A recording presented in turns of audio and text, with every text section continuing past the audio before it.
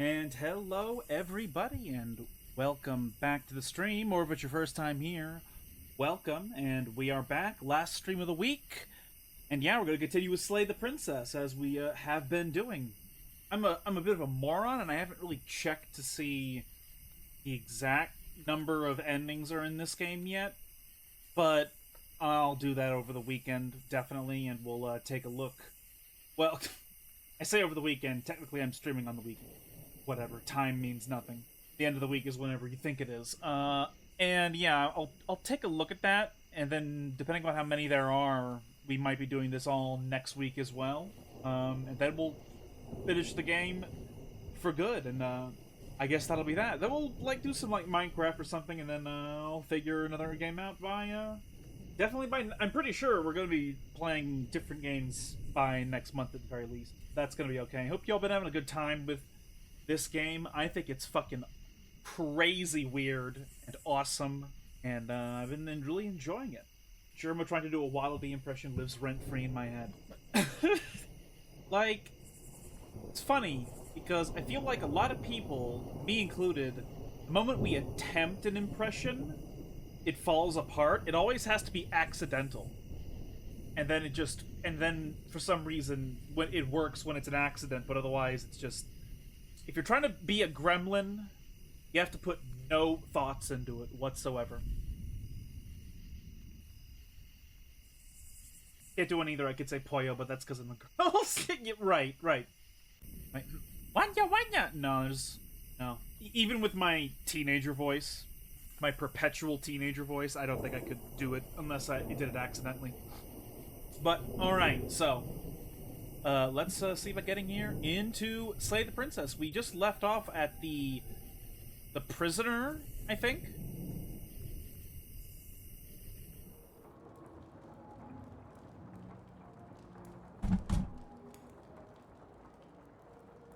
Alright.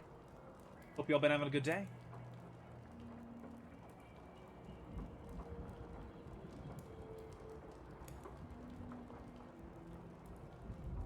I envy people who can do computer voices. What do you mean? Do you mean do electronic voices or something?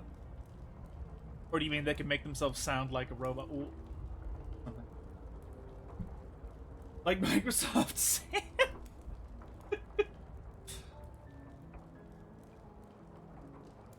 Okay. So, left off You're here. on a path in the woods, and at the end of that path is a cabin. And in the basement of that cabin is a princess. You're here to slay her. If you don't, it will be the end of the world. Just a quick recap, if you haven't any new to this. Slay the Princess is a visual novel about these two abstract beings caught in a mysterious loop where they constantly end up fighting and killing each other. And it's very weird, and it's very schizophrenic, it's very abstract and metaphysical and all this crazy shit, and it's very intriguing. You know, you might want to go back and watch the other VODs on it, because, man, it's fucking crazy.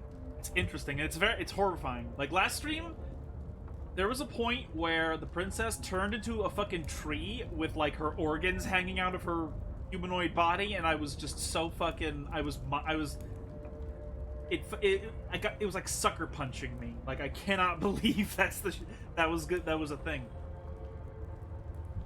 And of course, you can find all the VODs, all the streams that I've ever done on the YouTube link in the About section. But because we've been playing this game for 2 weeks now, I'm probably not gonna select most of the dialogue, because we've already gone through basically all of it. Proceed to the cabin. A warning before you go any further. She will lie, she will cheat, and she will do everything in her power to stop you from slaying her. Yes, don't believe a word she says. Just go in, take the knife, and do what you're supposed to. Wink. We have all these voices in our brain. Yes, we know she eat hot chip and lie. You don't have to keep saying that. The reason I keep letting him say that rather than skip through is because I have this in my mind where if let's say I skip the dialogue at the very end of a sentence, like at a period point, then in my own brain I'm thinking, okay, if somebody is listening to this VOD, it won't sound like disjointed nonsense of yes, yeah, or don't believe, you know, like just the voice is just cutting off over and over again, all janky. So I keep letting him go to like say that sentence and then I skip the rest of it.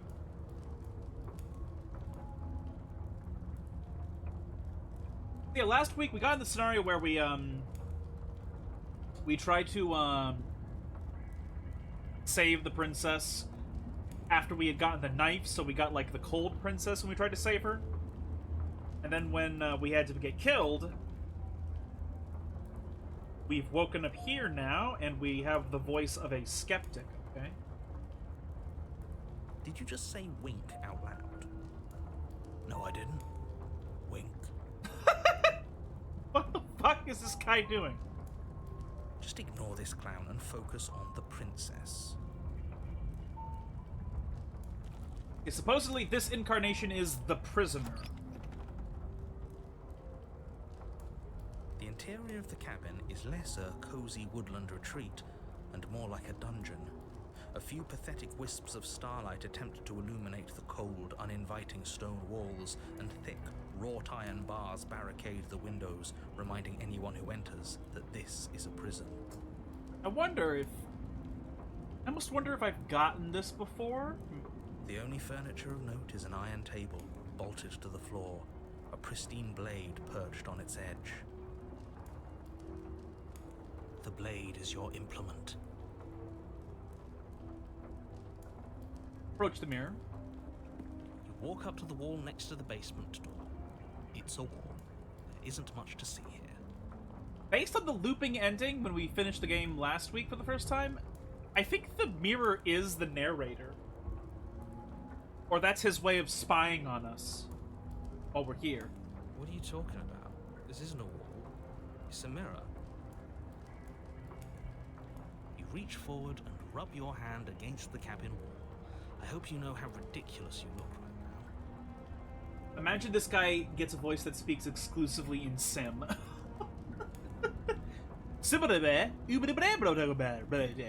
Like...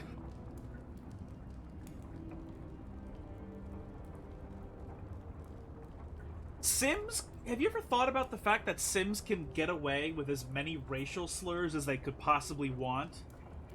Because they say it in the incomprehensible Simlish? There was a mirror a second ago, and now it's gone. If he doesn't want us to know about it, it must be important. We should keep our eyes peeled. Maybe it'll be back. Eka, Babla Zubi's adorb! Dies in piss. Yep. Literally. Well, let's take the blade as a precaution. Take the blade from the table. It will be difficult to slay the princess and save the world without a weapon. Good idea. Much better to be armed than to go in with blind hope alone. They'll go try and save her again. The door to the basement creaks open, revealing an old stone staircase. A few sputtering torches attempt to vaguely illuminate your path, dancing across glimmering patches of slimy moss on the stone steps. Her voice, harsh but controlled, carries up the stairs. Is that a visitor I hear? Please, come downstairs. It's been a while since I've had company. I wonder what visitors she could be referring to. Were we not the first? You walk down the stairs and lock eyes with the princess. She looks up at you, the heavy collar around her neck clanking loudly as she moves. The chains binding both her wrists to the far wall, joining the metallic chorus as she adjusts her hands in her lap. Wow, this is hardcore. This doesn't look that bad. Have you seen London? No. But I've heard things. Should we be worried about the one around her neck? Why would you be worried about her restraints? If anything, they'll make your job easier. Have you noticed the empty chain on the wall? Odd that in a place where everything seems to serve a distinct purpose, there would be something so obviously useless. What an interesting development. Why don't you have a seat? the two of us should chat before you bury that thing in my heart.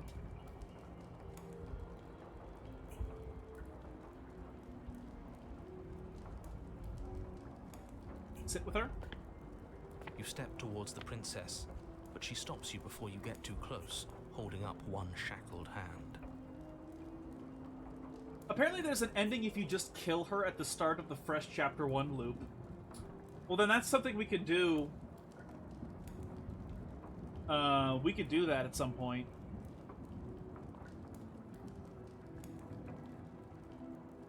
I don't think we did do it. Yet. I also don't remember what it's like either.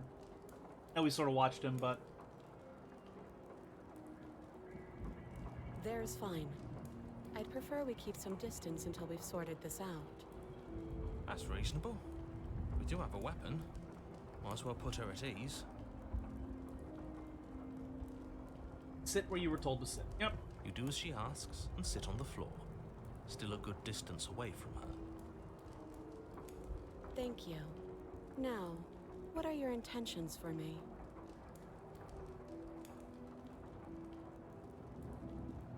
Been here before. Am I the only one who remembers that?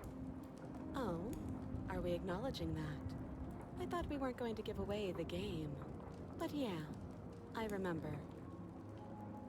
So you've already been here. As much as I would like to remain in denial, it's no use. This has complicated things. It's complicated things how, exactly? Ideally, this was supposed to be one and done. You go to the cabin, you heroically slay the princess, and in the process you save the entire world from being damned to oblivion. The situation right now, where you're getting a second shot at things, is a contingency. A contingency for what? For you failing, obviously. And you being here means that things are going to be a lot harder than they were. I really shouldn't say anything else, I'm just going to make it worse. Just... good luck. That's interesting.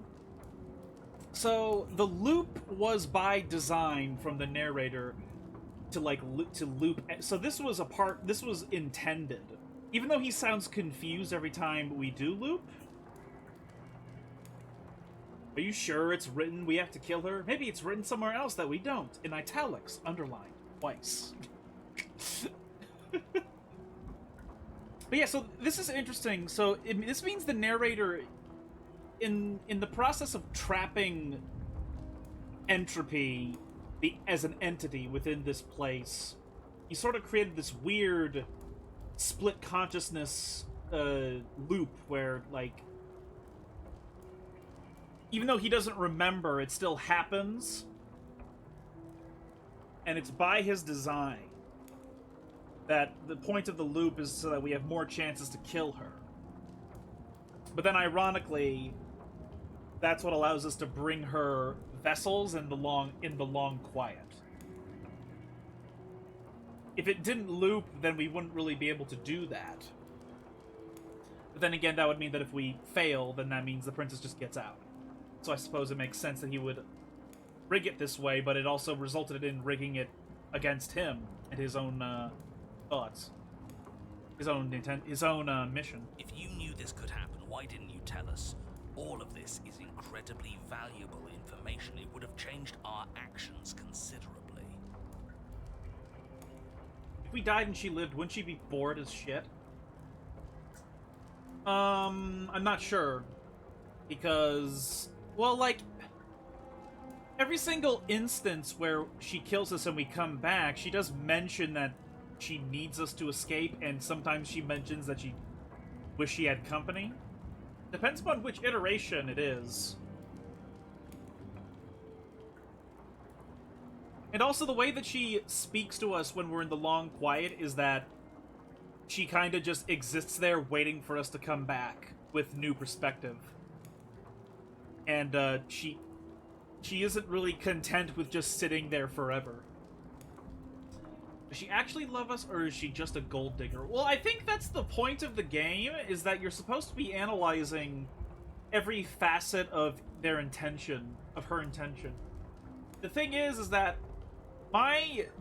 what I think is she actually does love us, because in the moment in which she could just make us let her leave, at the very end, she doesn't. Like, all she has to do is, like, kill us or some shit, and she doesn't.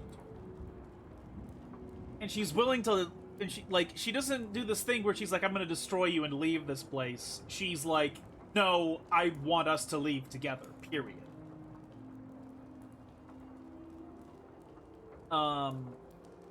Like, if it wasn't genuine from her, like, I think that the ending would be totally different. It would be like a fight where she's like this generic evil monster, and you have to fight against her. But that's not really what happens. Like, the ending is her having, like, a conversation with you, and then you're like, let's rewind to the beginning, and then you go down and have another conversation, and then you decide whether to kill her or to rewind everything.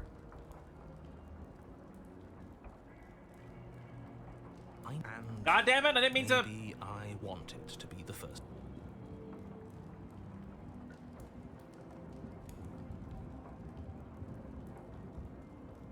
This could happen. I need you to be in the dark for as long as I could keep you there. It's important, necessary even.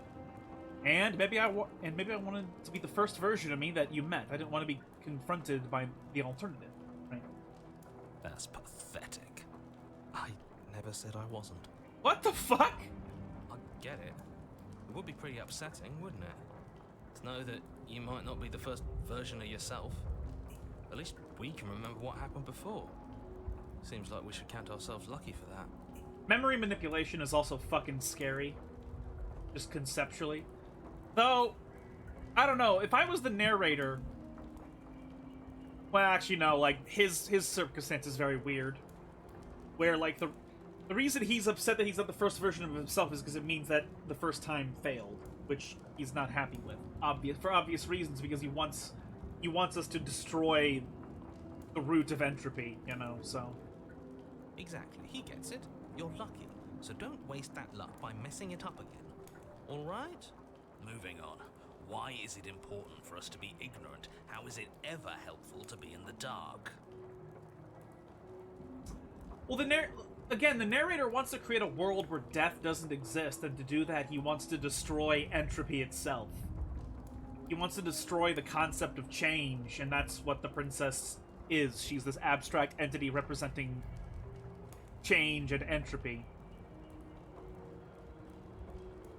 Did Grimm ever do to him? I don't know. Maybe rejected him or something.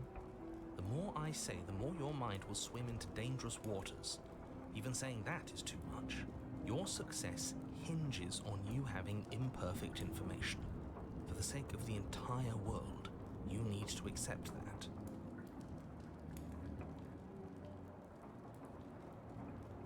I won't. Fine, but you won't get another word from me on the matter. Yeah, sure. We'll see about that. Just give it a rest. This isn't helping. Focus. This is a serious situation. You shouldn't be daydreaming.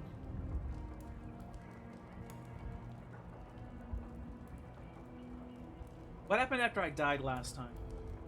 Nothing happened. You died. I went upstairs. I couldn't leave. I found myself in a new place in chains again. More of them. And now you're back. Is that really all she knows? Ree! It's not like we have much of a clue about how things work. And she's probably even more in the dark than we are. You're looking at me like I might be hiding something. I'm not. I guess it's possible she really doesn't know anything. Maybe both of us are stuck in this loop without any idea why or how. I think I like the skeptic voice. He's actually asking intelligent questions for once, whereas a lot of the voices just don't. If there's a million universes, there's one where she is a potato. Yes.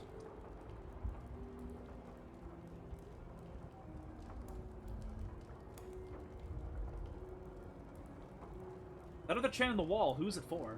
I don't know, but you could always try it on. Maybe it'll fit. I hope I don't actually have to say this, but please don't lock yourself in chains. We need you ambulatory if you're going to save the world. asking about my intentions earlier. What did you mean by that? Yes, your intentions. You have a knife. What are you going to do with it? Why are you here? There isn't a keyhole in these shackles, and I don't see any keys in your hands either. So I'm afraid my only way out is another surgical removal. Yeah, but we can't remove your head. Is she forgetting about the shackle on her neck? Or does she think she'd survive a beheading? You're right. Maybe she's delusional. All the more reason not to trust her. Unless she really could survive. Though I suppose you could just be here to kill me. But I don't think that's in either of our best interests. This is also sort of a thought process I dropped last time we were talking about the game itself. But like I almost see these two characters as like a representation of entropy and order. I don't think that's literal. I think they're entities. They're definitely cosmic entities. I don't think they're literally law and chaos in flux or something.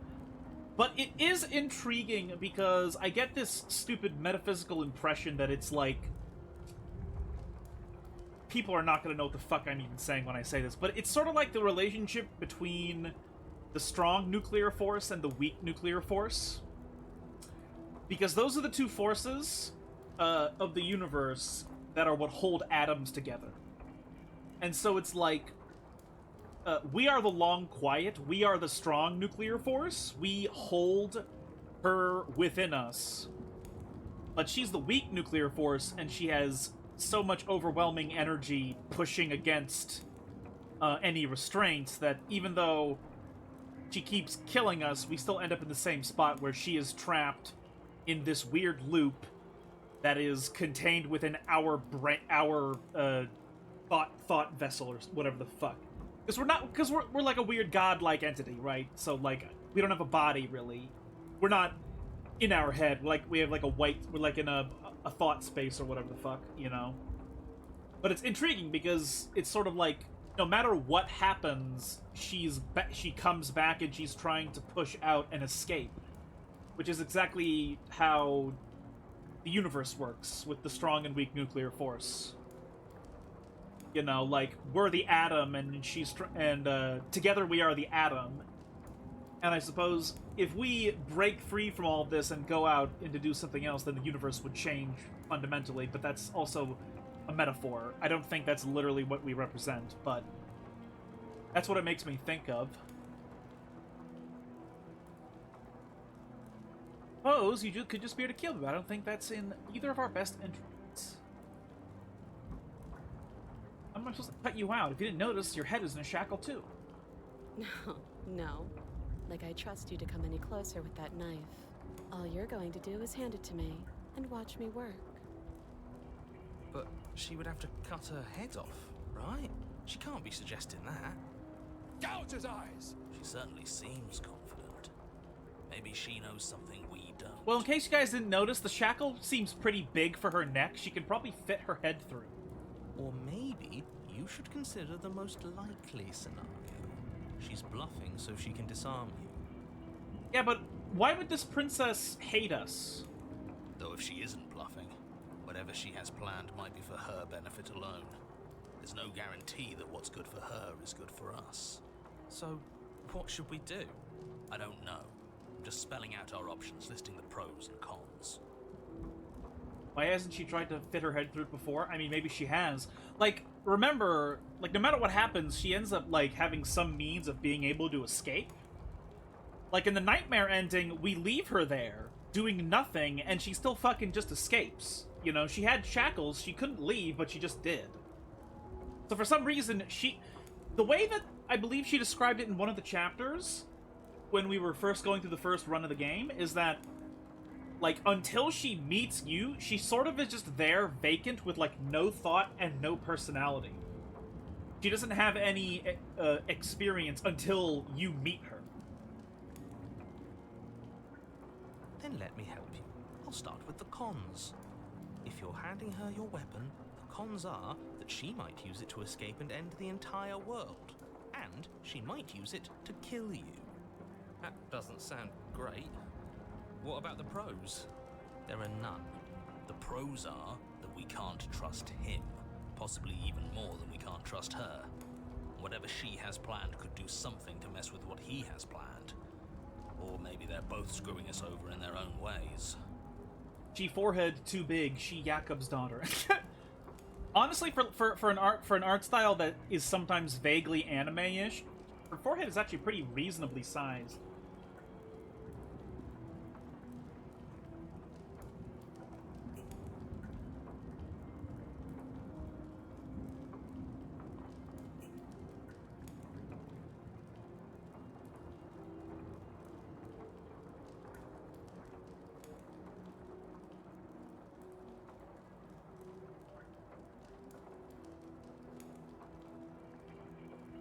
This is a hard choice. Here's the thing: this princess has no reason to like murder us, because we tried to help her in the last scenario. So, like, is there really any reason for us to distrust her here? Because she seems pretty consistent in the way she acts in her second incarnation. Whenever you reset the interaction, so she's not gonna fucking like. Why would she kill us?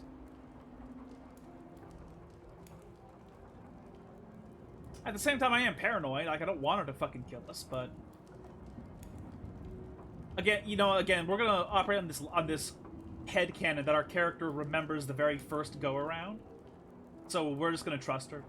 Okay, I'm trusting you. Give her the knife. Slide it over. No, absolutely not. I am not letting you hand your only weapon over to the world-ending princess.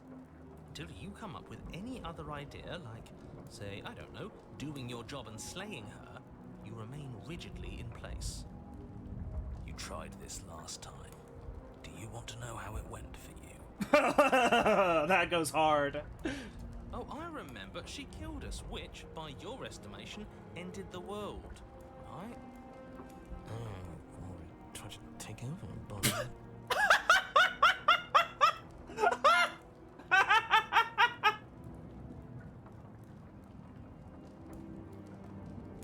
Oh, I understand. If I were you, I wouldn't be too keen on repeating your mistake. That whooshed over me. Force your hand and do it ourselves. I'm not afraid of dying again. Are you? Huh. I wouldn't be too keen on repeating your mistake. Wow. A little. I think you got your point across. Fine.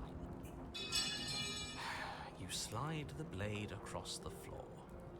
The princess maintains unsettling eye contact as she reaches down to pick it up. Thanks. What? She pulls up her head, Whoa! smiling slightly as she raises the blade to her throat. What? What is she doing? She doesn't say another word as she What? cuts into her own neck. No. Watch in uneasy silence. Her eyes stare forward, unblinking, as she soars through skin, veins, cartilage. At last she reaches bone, the blade grinding audibly against her vertebra as it continues to slice its way through her neck. I'll be damned.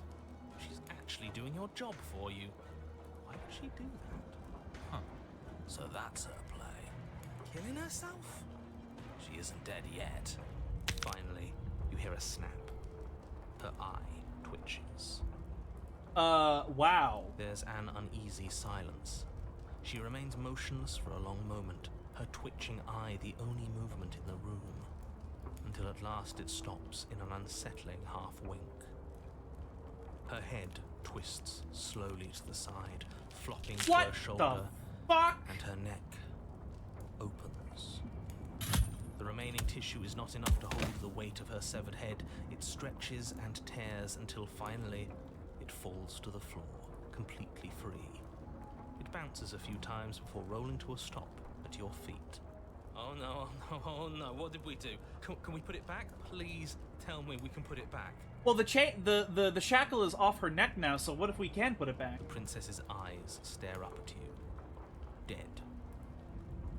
Congratulations. You saved the world.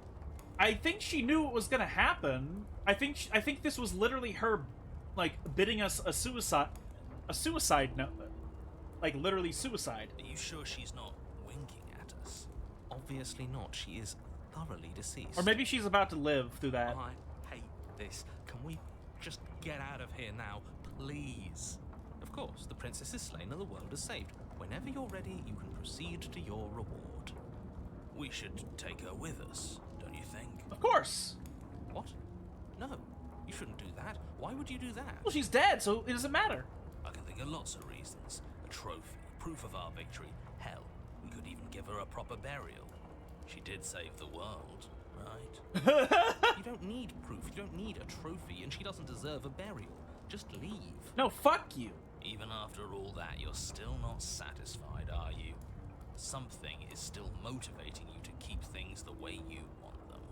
I'm just eager to put this all behind us and give you your reward. Stop reading into things. The danger has passed.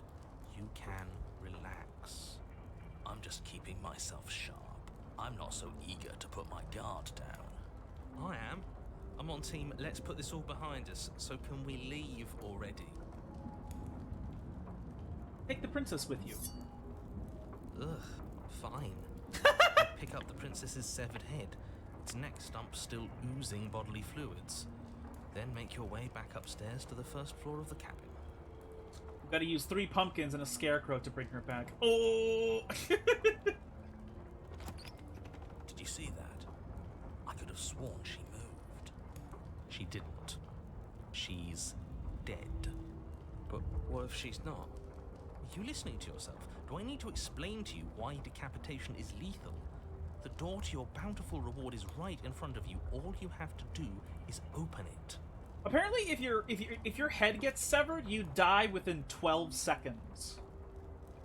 So temporarily, you just lose all sensation, and there is a chance that within the last few seconds you do sort of just see your own body before you just are gone.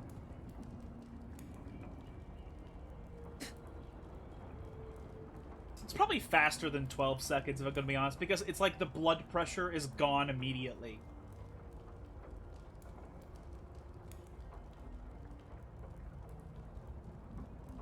Leave the cabin and claim your reward. You open the cabin door, ready to return to a world saved from certain doom. Only a world saved from certain doom isn't what you find. Instead, what you find is... Wait, no, that's not right. Well played. I did this intentionally. This is the end of the world, isn't it? I always thought I'd at least have time to explain myself before I had to watch it happen. It's already...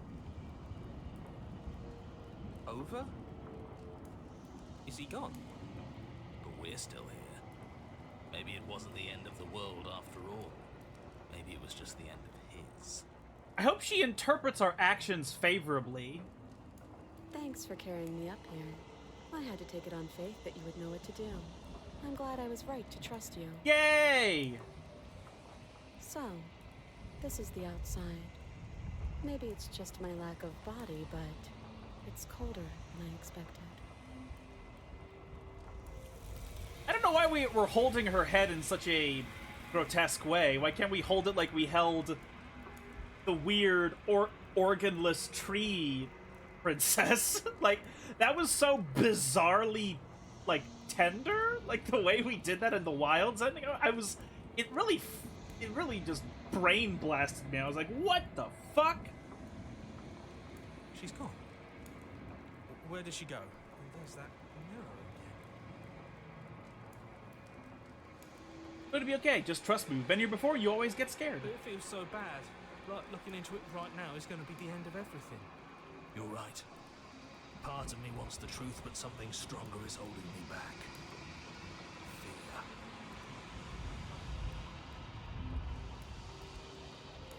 Fear. On this side. Feels too good to be true.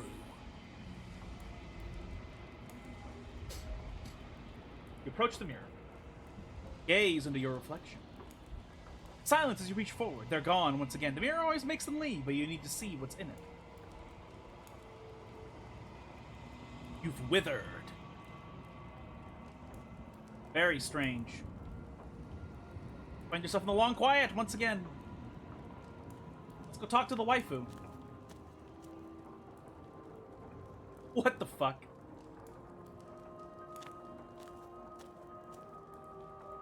I am a growing chorus of contradiction. A mass of tides ebbing and flowing all at once in more directions than my attention can bear to hold. To look at any one is to shift them all into something new, and to look away is to reshape them yet again. All of me is changing, and yet the rest of me is still the same.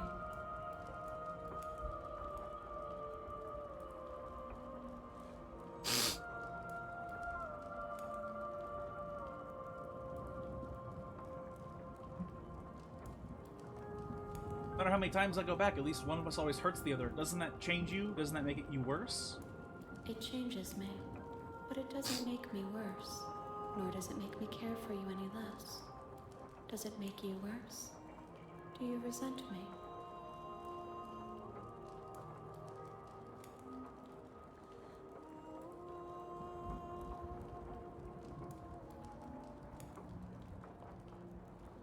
If anything, it makes me like you more. Don't know what that says about me. I don't remember which one I said. I think I maybe said this one last time. It says that your heart is gentle, that even in the darkness you are guided by compassion. What do you think of this vessel? This one is cold and cynical. She has protected herself when others could not. She will make for a clever heart. Do not mourn her. She doesn't need to be protected any longer. English teacher speak. Yep, every time.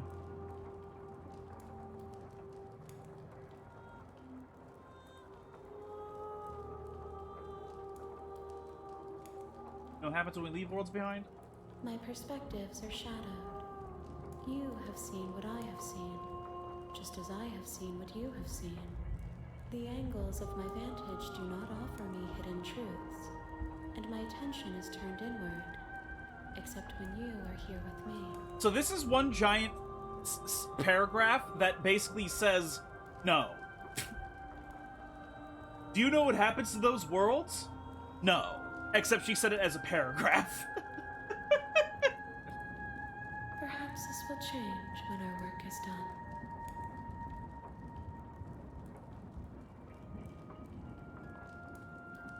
You figured out what you'll want when we've finished. The desires of my multitude thrive in endless competition with themselves, but none of them rise above their dance to influence me. I yearn for what I have always yearned for, our awakening. Other desires shrink in the light of knowing you and knowing me. Alright. How many more vessels do I need to bring you? We will know when we near our destination. Okay.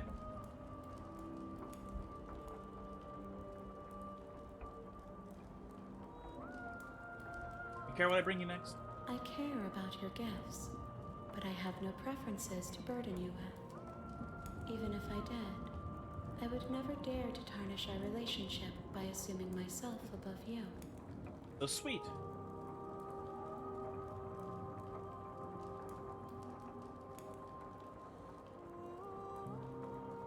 I don't like all these sentences are like, yeah, I'm gonna kill you. You know that, right? I'm gonna fucking kill you. I don't like all these.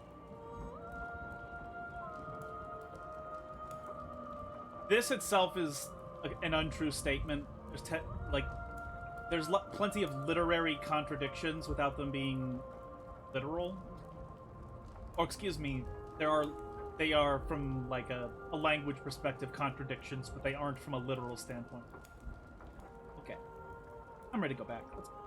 I will be here when it is time for us to meet again.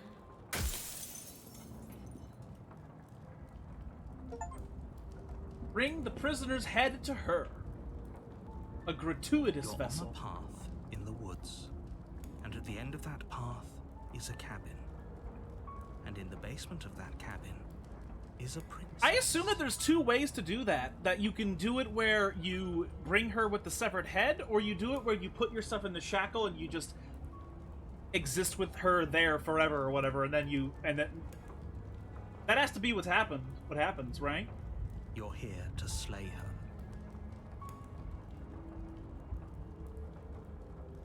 No, I didn't mean to do that. I didn't mean to save. Well, I guess I might as well.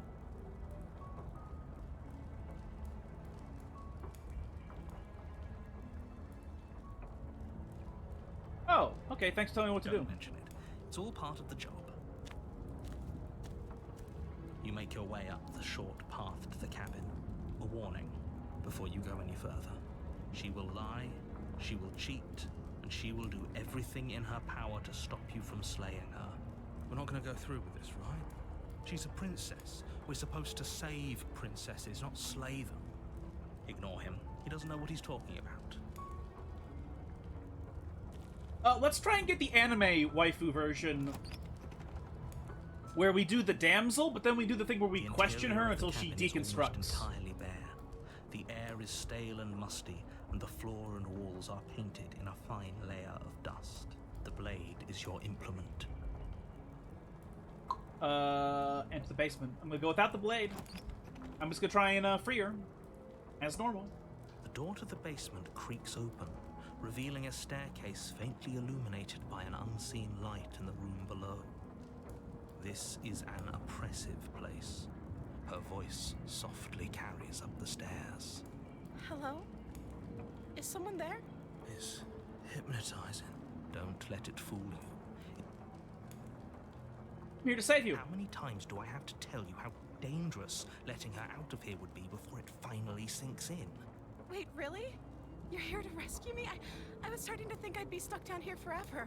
Come downstairs. I want to see the face of my rescuer. A weird, disgusting bird man.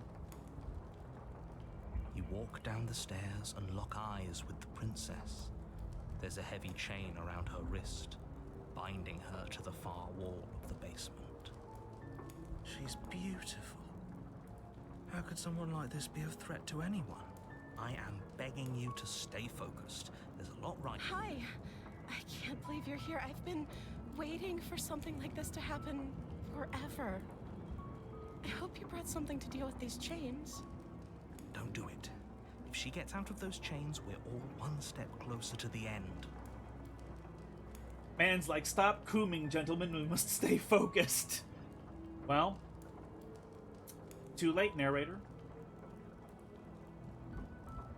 I'll see what I can do. Examine the chains. You're only making this more difficult. Thank you. Thank you.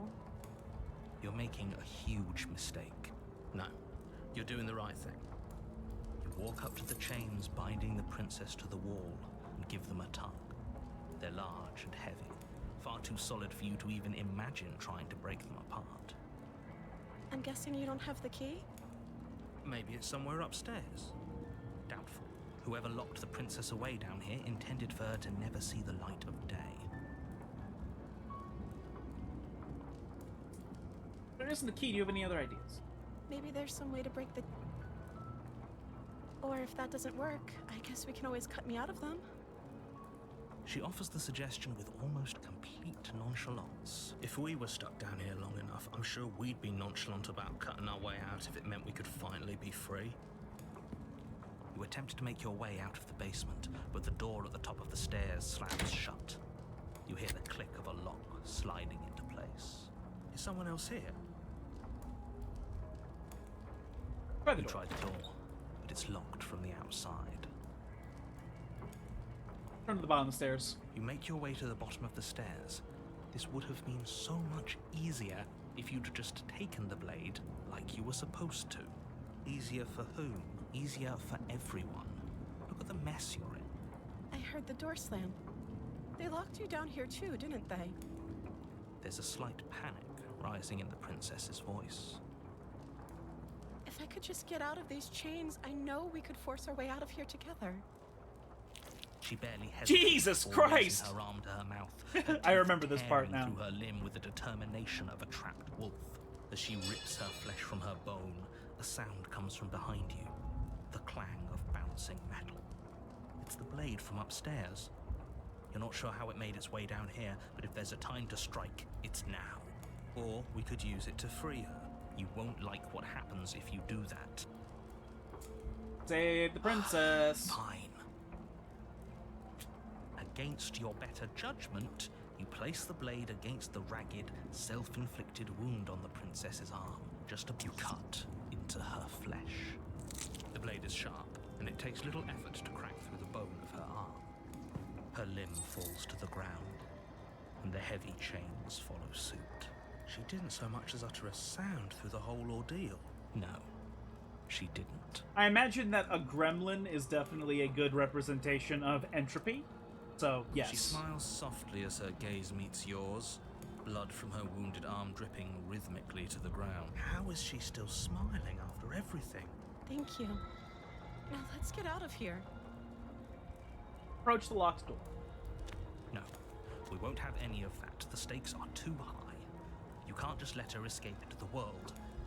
No, I can't just let her escape into the world.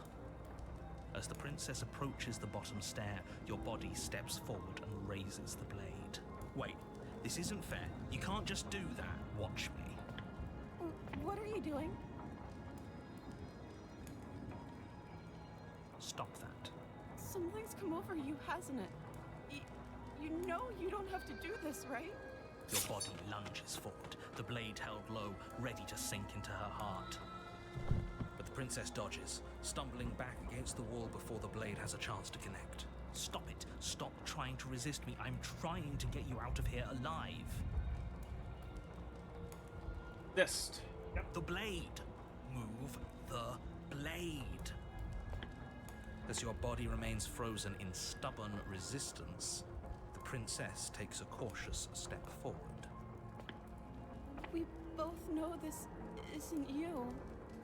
She nervously reaches towards you and takes the blade from your infuriatingly rigid hands. What are you doing? I'm sorry. I'll try to be quick. She plunges it into your chest, tearing through flesh and sinew. Eat. Oh no, I'm so sorry. Stay strong. We can tough it out until it's done. For her sake. Don't you start pretending that dying a painful death is some sort of heroic gesture. Whatever. She sinks the blade into your chest again and again and again, and you feel every inch. I'll try to be quick, liar. No, I think she's just incompetent. I think this iteration of her is just incompetent. I'm sorry. She doesn't know how to use a knife, does she? Apparently not. Though it doesn't matter how sloppy her knife work is, does it? A stab wound is still a stab wound. Won't be. I'm so sorry. With one last thrust of the knife, your legs give out beneath you. You collapse to the floor, your blood pooling around you, your limbs unresponsive. It can't just end like this, right? Oh, that's rich coming from you. As much as I'd prefer for things to have gone differently, I can't deny the reality of what's happened. The two of you made your choice. It's over. Everything goes dark. And you die. Alright. So we're gonna branch off of the damsel. You're on a path in the woods. You're here to slay her.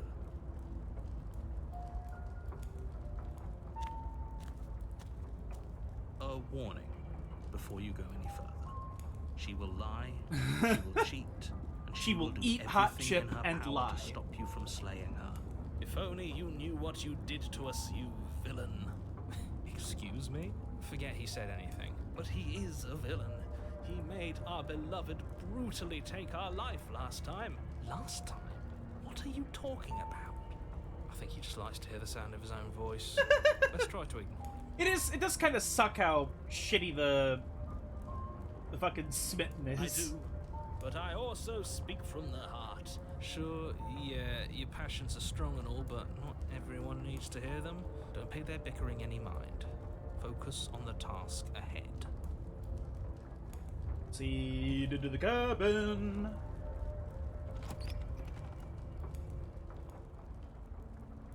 The interior of the cabin is clean and elegant, its stone walls draped in fine threaded tapestries. A prison befitting a royal prisoner. The only furniture of note is an ornate wooden table with a pristine blade perched on its edge. The blade is your implement.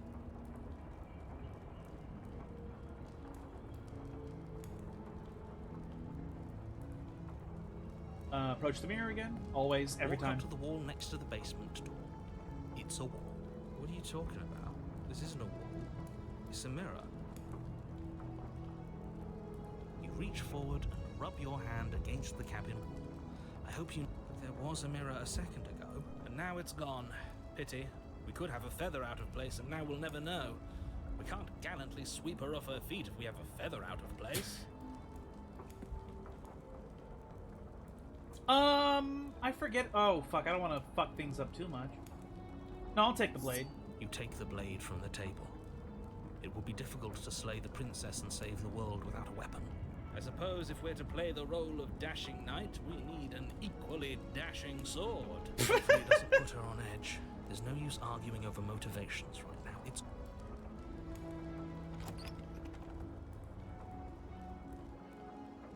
The door to the basement creaks open, revealing an intricate stairwell. Gold-trimmed carpet glimmers in the light of the torches positioned along the walls. The basement almost seems welcoming in the dim firelight, but it's still a stone basement. If the princess lives here, slaying her is probably doing her a favor. A soft voice carries up the stairs. Hello? Is someone there? Her voice. It's somehow even more beautiful than last time. Okay, I'm with you that we should be doing whatever we can to save her, but saying we're in love is a bit much, don't you think? We don't even know the princess. We can still do right by her without You all this don't. fawning.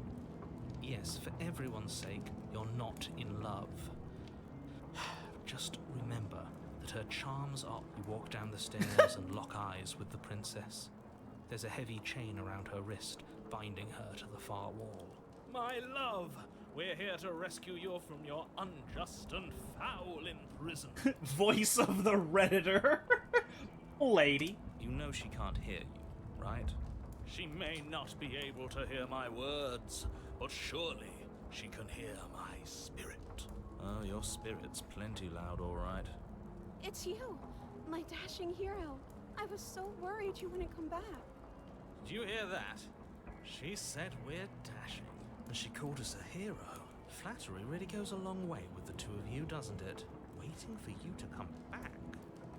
You've been here before, haven't you? The voice of Twitter shows up and doxes the narrator's latitude and longitude. Oh, God. And then the narrator mysteriously commits suicide by shooting himself in the back of the head 12 times. That's right, villain. And you killed us. Well, she killed us. Only because he made us try and kill her. It was self-defense. And you've died before. So an entire world has been damned to oblivion. I'd really hoped I'd be the first, but what's done is done. We damned a whole world. Nothing resets, you're just somewhere else. You can't keep hopping between worlds forever. Horrible for you, maybe. But we've been given another opportunity to sweep her off her feet and treat her like the lady she is. Now, hold on. If she actually ended a world, are you sure we want to do this? Are you sure we want to rescue her? We never saw a world end. And now I'm even more certain that we must chase our heroic and romantic destiny than I've ever been. Are you listening to him? He's lost it. Don't let him distract you. Just do your... You helped me last time and it hurt a lot. Why did you do that? Why did you do that? I'm sorry. Didn't you want me to? Did we? We warned her of the cruel forces seizing our body. That's practically telling her to kill us. She made the best decision for her. Don't be so quick to assign kindness. Do I have to cut you out again? I really didn't care for that last time.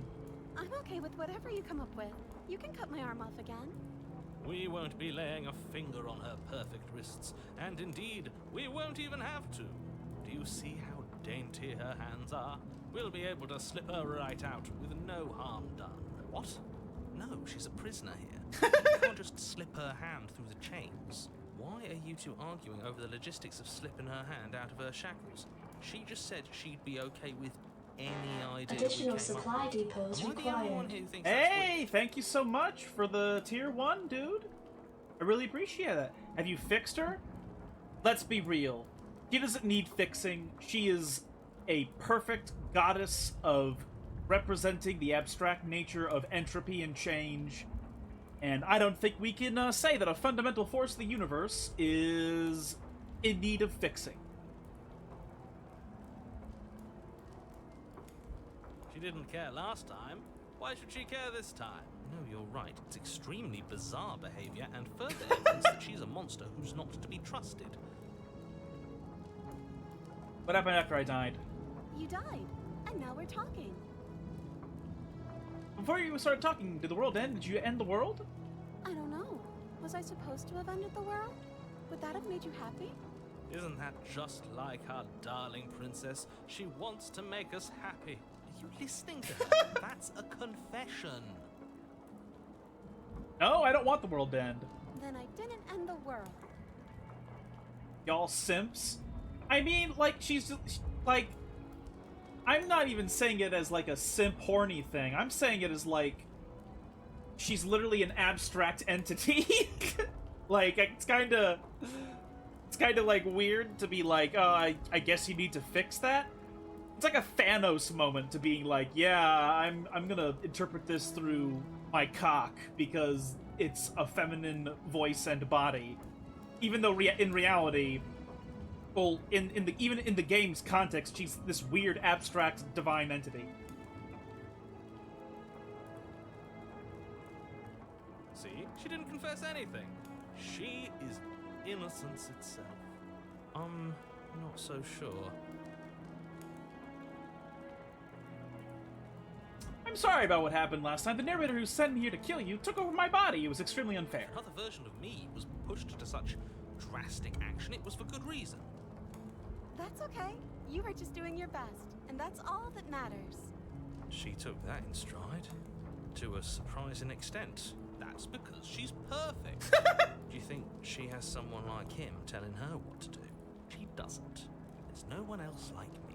I think he's right, because I like it better if she doesn't have some horrid little voice like him, always trying to drive her to violence. Alright. No. I can't let you do that. If you take another step towards the princess, I'll... Yes. Oh, wait. Wait. What did I accidentally skip through? You'll what? Take over our body and force us to kill her? Yes. Not on my watch, villain. My passions contain titanic depths, and if you try anything that might harm our dearest, I will end our life without a second thought. You wouldn't. I would. I'd listen to him if I were you. He has a lot of strong feelings. And doesn't the world end if we don't stop her? You approach the princess and gingerly slide her hand from her bindings. That shouldn't have worked. I can't believe it. I guess I have to. I told you. There's no life more worth living than that of a true believer. This time we're gonna devolve her brain until she becomes the weird anime drawing. I'm free, and you're not trying to kill me this time. Thank you. Thank you so much. The princess jumps up and smothers you in a joyful embrace. Ugh. What are you, gay? Are you sure you want to do this? Just one slip of the wrist and your pristine blade is buried in her back. Is that a threat? You know what we'll do if you try it. You're going to regret this. What do we do now? Carving out the brain so that there's more room in her head for even bigger eyes. Oh my god.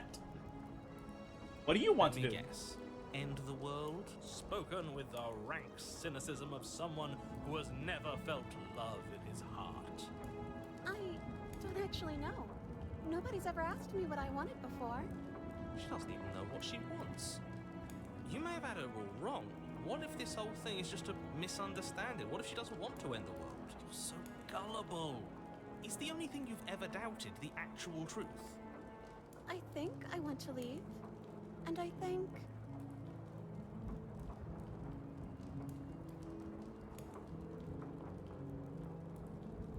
Remember that anime panel with the mutant big eyes and the girl's like, "You think I'm pretty?" I think I vaguely remember that. The princess closes her eyes in deep reflection, and then she shrugs. I don't know. What do you want to do? There must be something you I want. just want to make you happy. She can't just want to make us happy. Dude, remember fucking Moetron? No, I don't. It makes sense to me. That's all I want for her, so of course she'd want the same for us.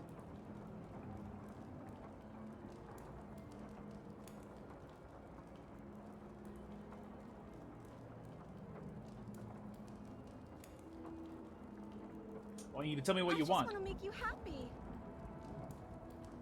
Is she broken? What's going on? What's going on is she's lying to you, only she isn't a good liar. Are you starting to trust me now? You have to want something more than just making me happy. Okay, I'll find something else to want if that makes you happy. This isn't right. I don't know what's going on, but this isn't right. I fail to see the problem here. She's just sweet on us. You don't have to act like it's a big deal.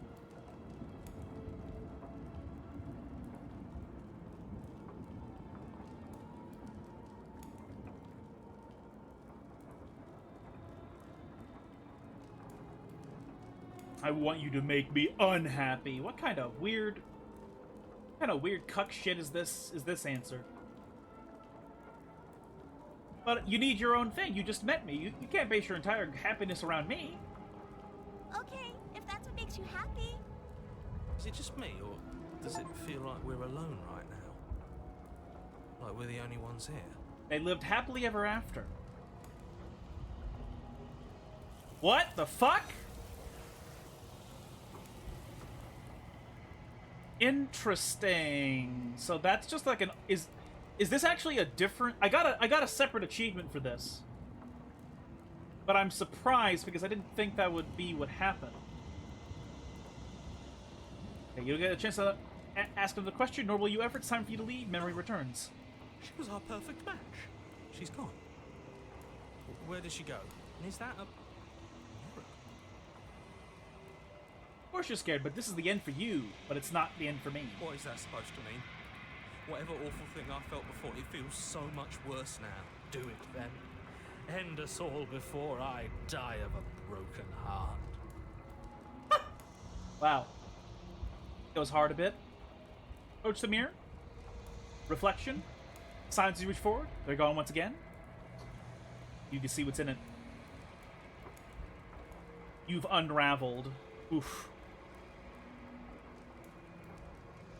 Find yourself the long quiet once again. Proceed to the cabin. You're at the cabin. Approach her. There's a world beyond the endless walls of the long quiet.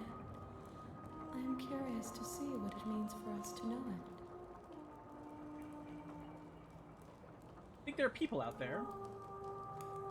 It doesn't matter if there are. People are too small for us.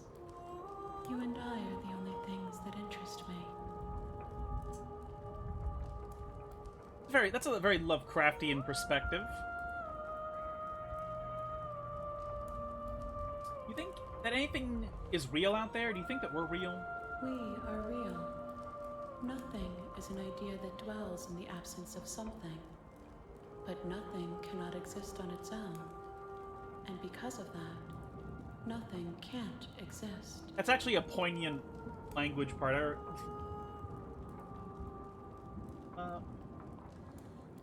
Any thoughts on this vessel?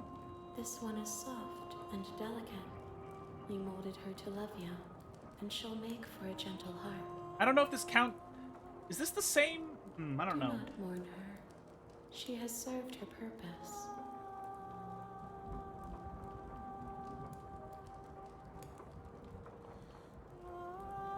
You sent me back. I'm not alone. There are voices that speak to me. Some of them are me, but one of them is something else. I call him the narrator, and he wants me to kill you. You have a narrator? Have the vessels had one? No, their minds are empty, Yep. existent, but constantly shifting into something new. Do you think your narrator lives in the spaces beyond? So this sentence right here is confirmation that until she meets us, she literally has no thoughts whatsoever. She is literally head empty, brain gone, until, like, we open that door.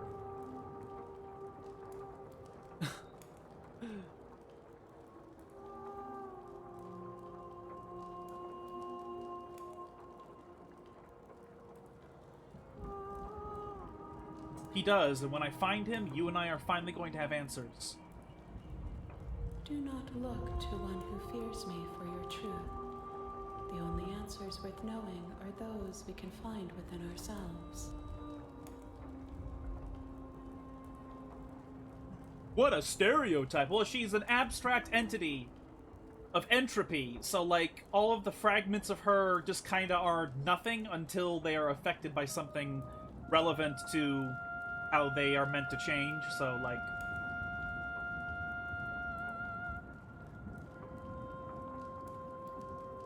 I bet she runs all her god speeches through Chat GPT. How many more vessels? One. Whatever you bring me next will be enough. And then gravity will pull the others back to me. I will be singular. A final multitude. It's going to happen when you awaken? If I did, I would already be awake. This is the last time. Is there anything you would like me to bring you? These gifts are a conversation, and each one shows me the contours of your heart. The only thing I want to see is what you choose for me when the thread is fully drawn.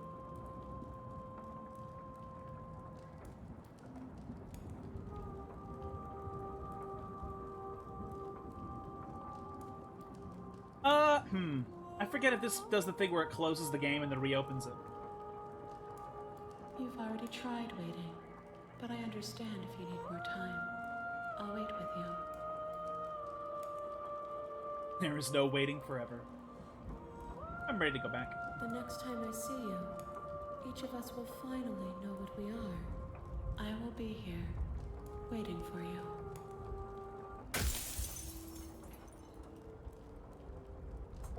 Alright, bring the deconstructed damsel to her.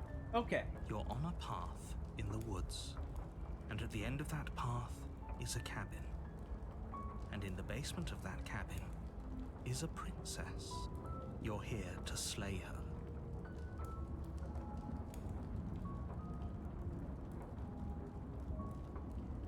her. You know what's interesting is that now I'm not even sure what I want to do.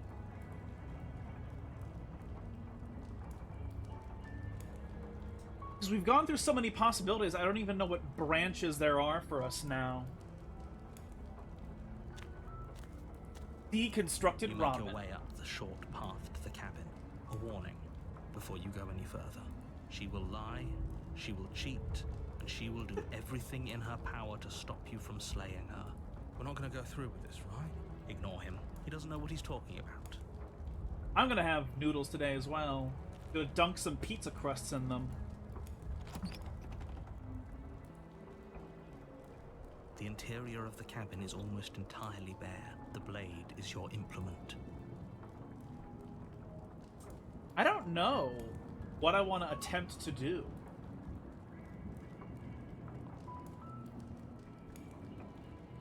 Because I don't want to get the same ending as what I've gotten before. Like, taking the blade might accidentally put us on a path towards the adversary, and I don't really care to do that.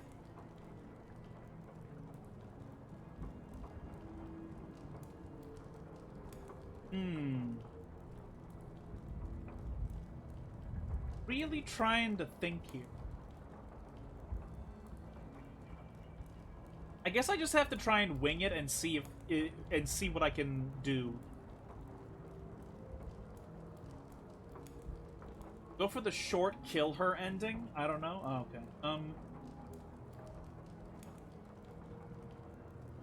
The problem is that if we take the blade the first go around, she's like the cold version. If we don't, she's the sweet version. Cold version will just kill us. What would you choose between the options of Wanya, Wanya, Wanya, Wanya, or Wanya? The fourth Wanya. Clearly, it's superior. I am not a murderer. That counts to 4. Man. I feel like taking the blade and doing normal conversation with her when she's the Cold Princess might just lead back to adversary.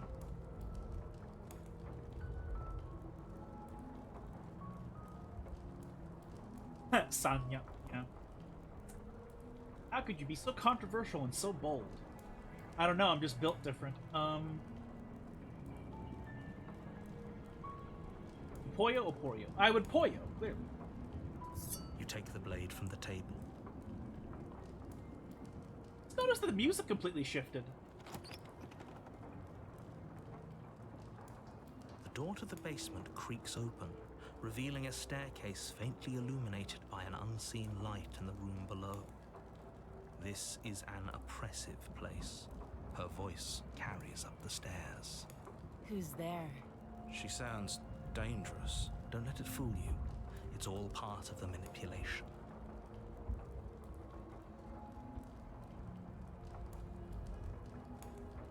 Hi! Don't be a stranger. It's been so long since I've had any visitors. Come on down.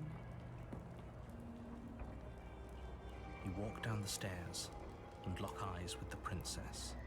There's a heavy chain around her wrist, binding her to the far wall of the basement. She's so coldly beautiful. Is she really a threat to the world? Focus on the task at hand. And there you are. Are you here to kill me or something?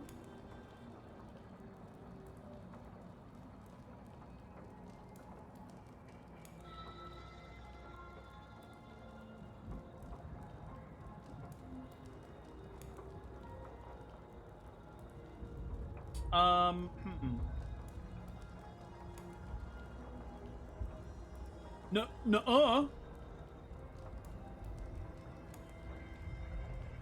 Then drop the knife. We should. It'll go a long way to building trust with her. Don't you dare. It's fine. We can decide what we want to do after we talk to her. Maybe she really is a monster. Killing someone in cold blood isn't very becoming of us. I want like like we did the Wilds and the Deconstructed Damsel were kind of like sweet. I don't know if I want to end her transformation though on like a really shitty one though. Sure. The blade tumbles out of your trembling hands and drops to the floor with an unceremonious clang.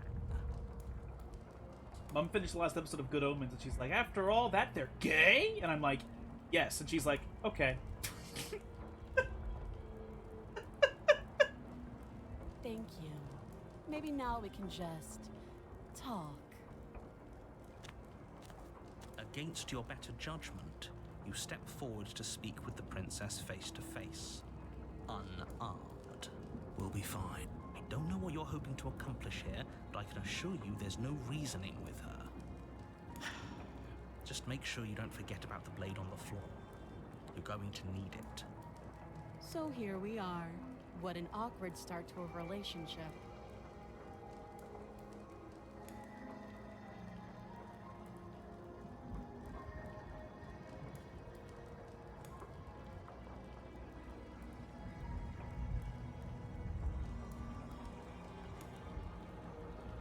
Do you know why I'm here to kill you? Do you?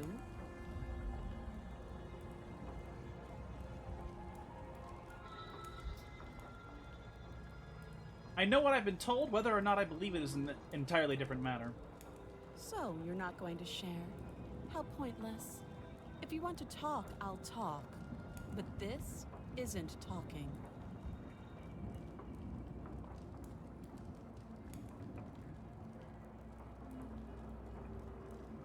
How long have you been down here? Too long. Note the lack of detail. You can't trust her. How would I get you out of here? You can't. Don't bother. I'm guessing you don't have the key then. I'm sure there's a key somewhere around here, and if there isn't, well, we can always put that knife to good use. Her sharp eyes settle on the edge of the blade. She isn't suggesting what I think she's suggesting, right? She is. I'm sure of it. What's your name? She hesitates before answering. You can address me as your Royal Highness, or Her Majesty. Again, she offers no specifics. No matter how hard you try, you'll never get a straight answer out of her. Okay, we've talked enough. Oh, have you decided what to do with me? You know why you're here. I mean, I could always do a shitty one and then be nice to the next iteration. That's kind of what happened with, like, that's what happens with Thorns in the Wilds. Like, it starts off, like, with shitty interactions, but then it leads to, like, something bizarrely sweet, even though it's very strange. That's something I could always do. I feel nervous, though, that if I do this, like, we'll just go back to the adversary, and we've already done that. I'm getting you out of here. Motherfucker. Doubt, unfortunately, clouds your thoughts as you attempt. A moment of distraction and hesitation is all she Okay, yeah, needed we've to seen this. sidestep your thrust until it feels like you've been hit with a sledgehammer. Holy shit, that, though she's unarmed.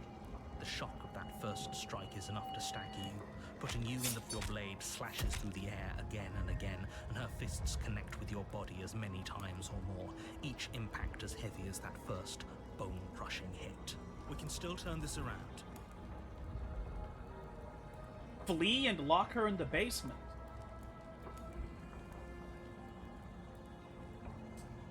I feel like if I say finish the job, I'm gonna get adversary, so I'm gonna just give up.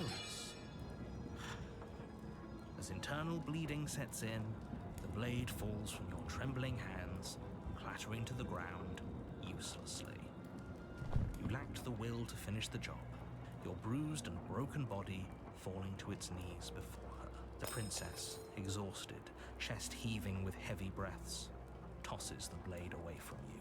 This is the end, isn't it? Is this really the best you could do? Look at you.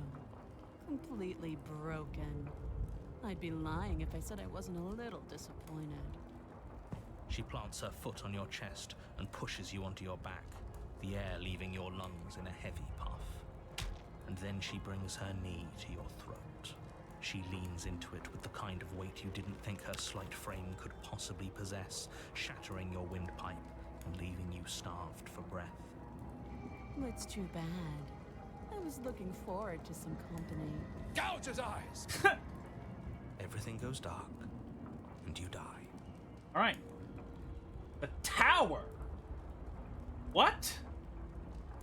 Well, it's not the adversary, You're so... on a path in the woods, and at the end of that path is a cabin. And in the basement of that cabin is a princess. You're here to slay her.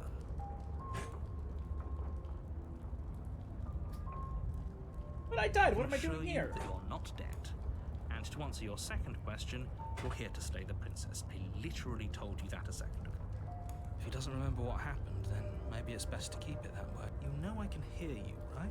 It's going to be a lot harder than you think to keep secrets from me. What does it matter what he knows? There's nothing we can do to stop her. She's just going to kill us again. She is not going to kill you unless you let her.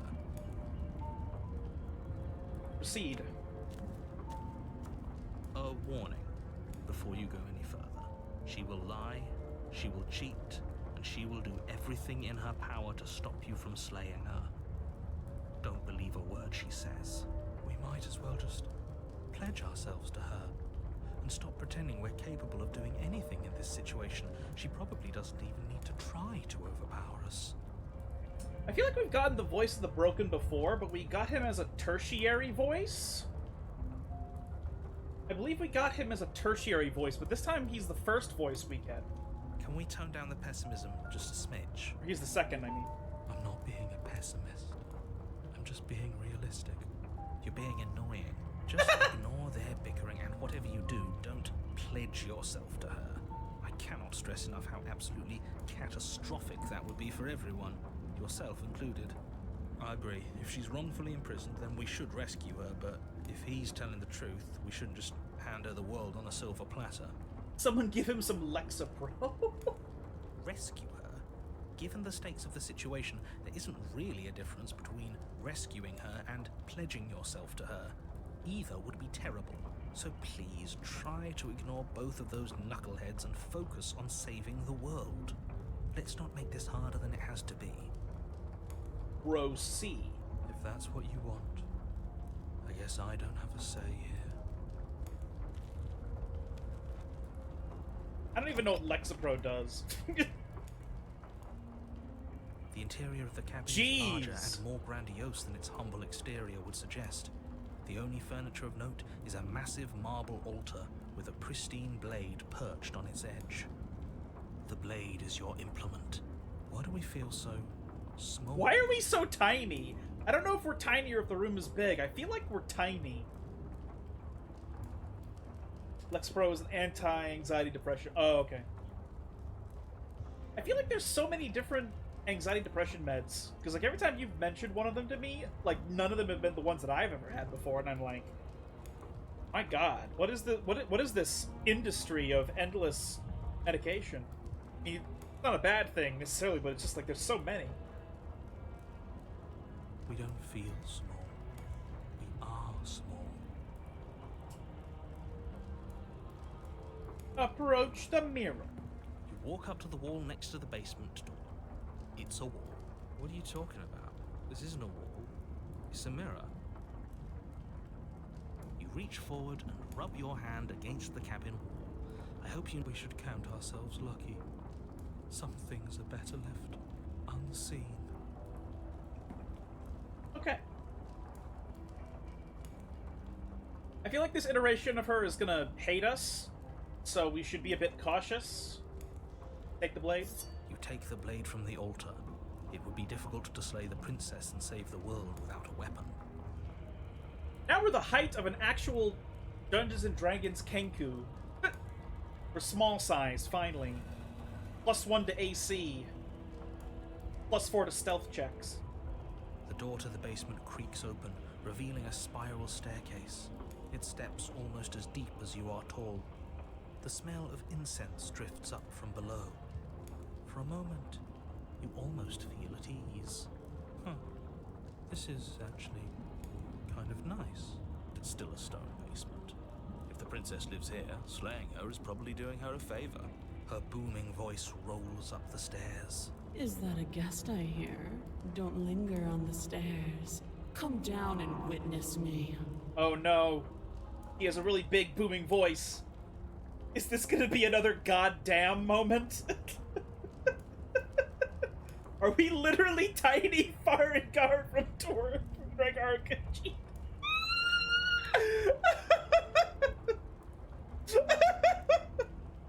Literally tiny. Well, we're not a Nord wizard, but it kind of feels like we're around that height. You weren't kidding when you said it was booming. She wasn't like this last time. We need to get down there. She wants us to see her. We need to see her. God damn, Broken, you're such a cuck. Should we be worried about your sudden change in attitude? Just a few minutes ago, you were going on about how pointless everything was. Now you want to go down there. Is Alduin gonna get ass blasted by a retard skeleton? Well, yeah. Of course. It doesn't matter what that little voice says. He's not the one making the decisions. Though if his ramblings get you to the princess, they get you to the princess. Can you... Making your way down the spiral staircase is a time-consuming and exhausting effort, every step requiring you to clamber over one edge before dropping to the next. Wow. But soon the end comes into view, and you tumble to the bottom, entering the vast, temple-like room beyond. The princess towers over, God damn! almost glowing in the weak starlight. her figure framed by a stained God glass damn! window. What Her the long fuck? hair billows around her, and a chain binds her wrist to the far wall. God damn! What the fuck? The chain is nothing to her. It might as well be a toy for all the good it would do. I told you it was pointless to resist her. The little bird has returned to me. I wonder what he wants. This is the first time I think the princess in any iteration has acknowledged that we're a bird creature.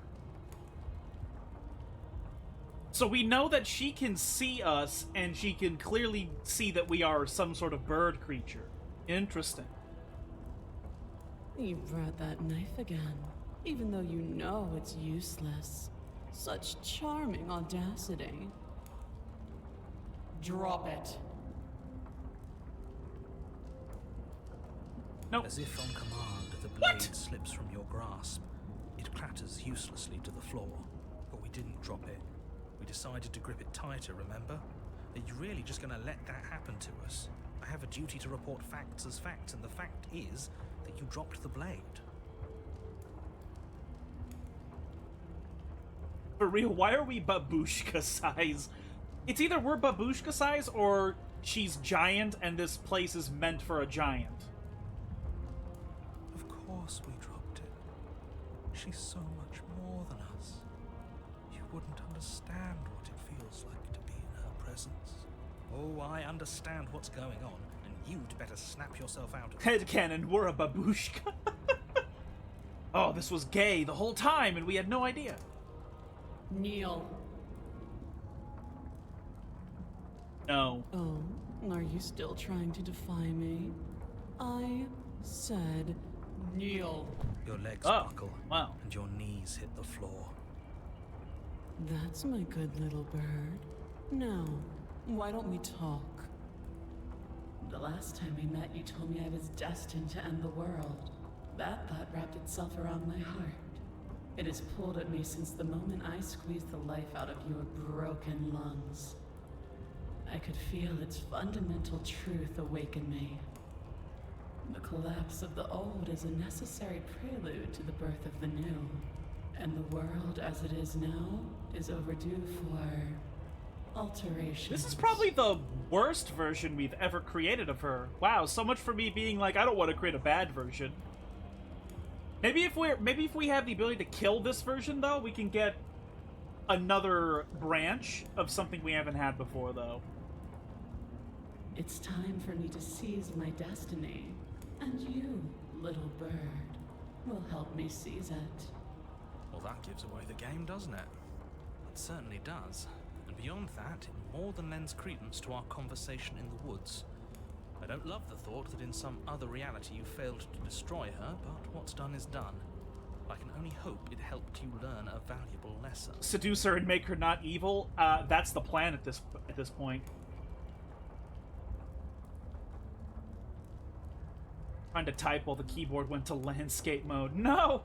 You are the only one who can deal with her. And if you don't, well, she's let you know what will happen, hasn't she? Then you shouldn't have trusted us with her destruction. She is inevitable.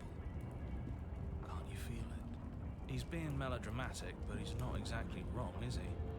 What are we supposed to do to stop her? Okay, first things first, you're going to have to stuff those pessimistic thoughts someplace far, far away and commit yourself to what needs to be done. The stakes of the situation should be perfectly clear to everyone now. If you're going to save the world, you have to have faith that you can pull this off. You can't win a battle that you've already lost in your mind.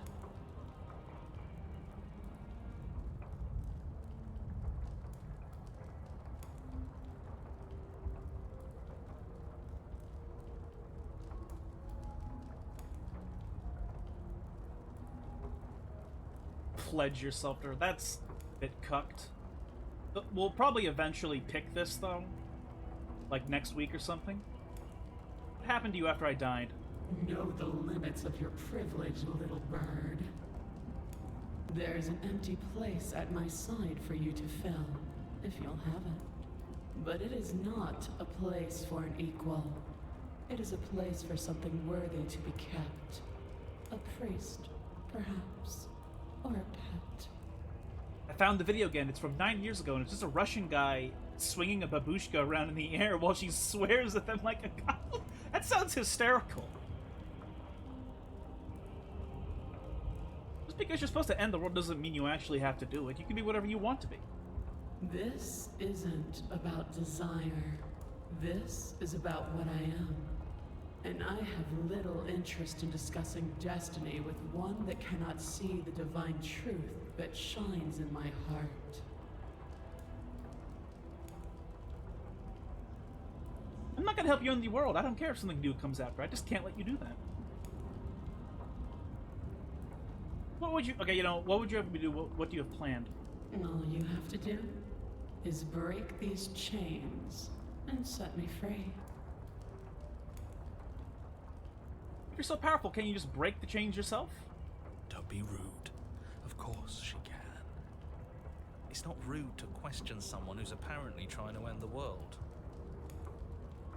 She's giving OnlyFans girl goes on a podcast vibes, and I don't like her. Yeah. This is probably the worst version we've ever made of her. The Wraith was better than her. That's exactly why it's rude. We should know our place. I can, easily. But that isn't what I want to do. The story of a terrible and bountiful god unbounded of her own will is no story at all. It's not worthy of everything I am, or everything I'm bound to become. It isn't even worthy of what I was. The dead one without a head was better than her. Yes! The dead one without a head was like one of the sweet ones, because at the end she was like, I'm so glad I trusted you. Now we got to escape together, even though I cut my head off. So, like, that one was actually a sweet one. The destruction in Genesis that's to follow in my wake is deserving of a song that can echo for eternity. The song of you, being so struck by my glory, so overwhelmed by what I am, that you feel you must deliver me into the world. And from your act of utter devotion and submission springs a new dawn, a better dawn. Submit now, submit later. It makes no difference. Because in the end, no matter how vainly you struggle against me, my will triumphs over yours. Challenge accepted moment. Somebody want to hit that?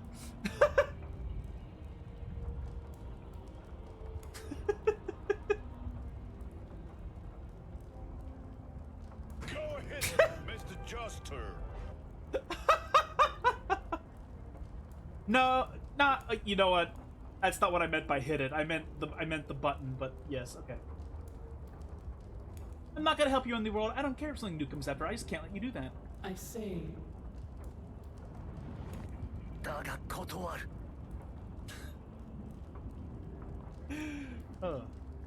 perhaps you need another lesson in submitting to your betters. Pick up that needle. Do it. It's what she wants. No objections here.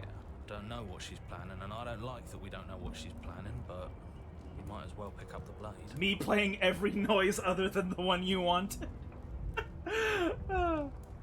As your eye falls on the blade, you feel a weight.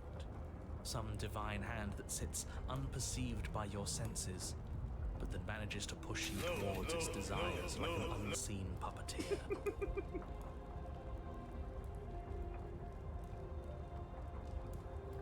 What? I wonder what unlocks our ability to use any of these. You reach forward and grasp the blade. Stand. This one's easy. See? This isn't so bad. Okay, yeah. We can do that. We were probably going to stand anyway.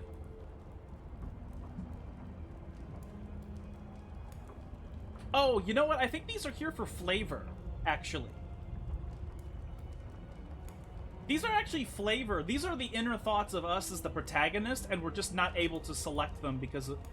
Okay, that's right. This is just flavor. That's what that has to be. You can feel a creaking tension between body and will as you slowly rise to your feet, like two foes forced into an unhappy truce. The princess eyes you with soft contemplation.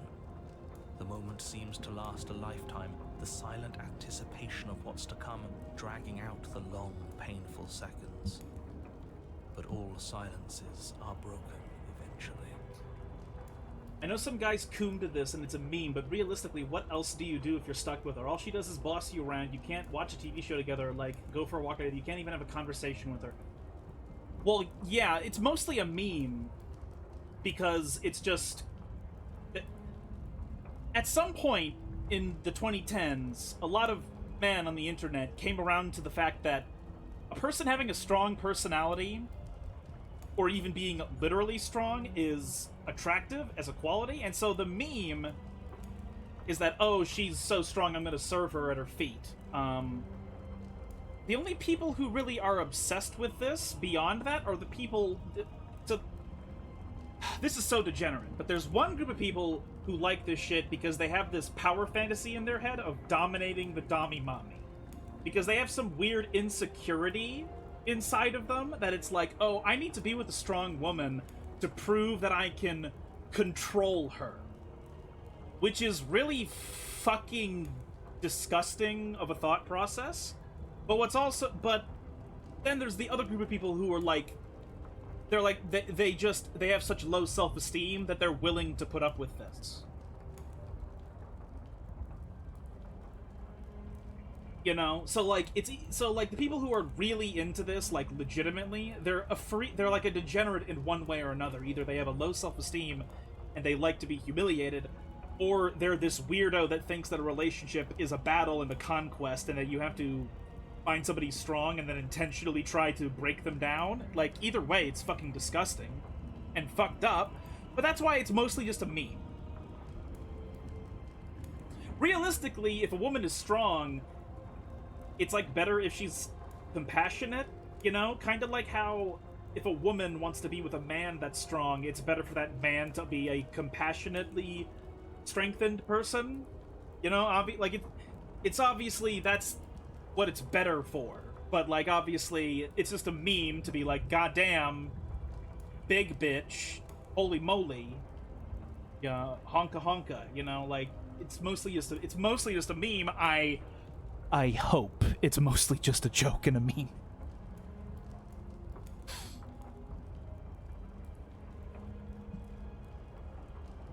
To define me is to claim we stand on level ground. We do not. You are quiet shadow, while I am brilliant radiance. No, the internet told me men need to be alpha male Greek statue pictures. I bet you 100% all the Greek philosophers were fucking fat. Because they were all from Athens. They were the most prosperous city-state ever. And they fucked lots of teenage boys. There's no way they were not fat motherfuckers who had, like, a bunch of things just given to them while they were serviced, you know, like... And then they're like, yeah, make a statue of me, but make it hot, even though I'm a fat motherfucker. Do you know who that lolcow Patrick Tomlinson is? Because she's giving me those vibes. I do not know who that is, no. Isn't Plato like a documented Olympic wrestler? I have no idea, if I'm gonna be honest. But at the same time, like, documented, quote, you can't see me doing air quotes, but, like, do we know that the documents are true if we were never there to see them? There's plenty of shit that people wrote about and recorded in older times that were just bullshit. So, I don't know. I didn't know about that. Take that knife in your hand and slit your throat. What? What? You don't have to listen to her. You're armed. Just steel your nerves, step forward, and end this. End this. Patrick Tomlinson was a hack sci-fi author, but then he got TDS and started freaking out online. He deadass called everyone a child or an infant and says things, I don't know why you think you get to speak, child, if you disagree with them. I'm not gonna lie, that sounds like a very, very wide subgenre of people that have existed. He tried to sue someone once and now he owes them like $1 million. Okay, that's definitely a lolcow action. What a fucking moron. My goodness. End this. Oh, we'll end this all right. Your hand lifts the blade and brings it towards your throat. Okay, I apologize for the unclear language. End her. Resist. I think I like the idea that these are flavor ideas. Like, the player wants to just resist both of them, but we're in a position where we're caught between a rock and a hard place, so we have to pick one. Slay the princess. Your body is sluggish and unresponsive, actively fighting against you, but you do your best to stagger forward. One step at a time, you move towards the princess. Slitting your throat would have been a mercy, but it seems you're in need of a harsher lesson. Plunge that knife into your lungs. I'm sorry. Don't. No! As you take another step forward, the blade digs into your ribs, slicing through flesh with ease. It somehow feels like an entirely natural thing to do, while the simple act of walking has become an arduous impossibility. Then it slides back out, the wound burning as a small hiss of air escapes through the fresh orifice. Blood fills your lungs. Someone faked being a reporter and asked him questions, and he started rambling, and then called him... And he was... called him...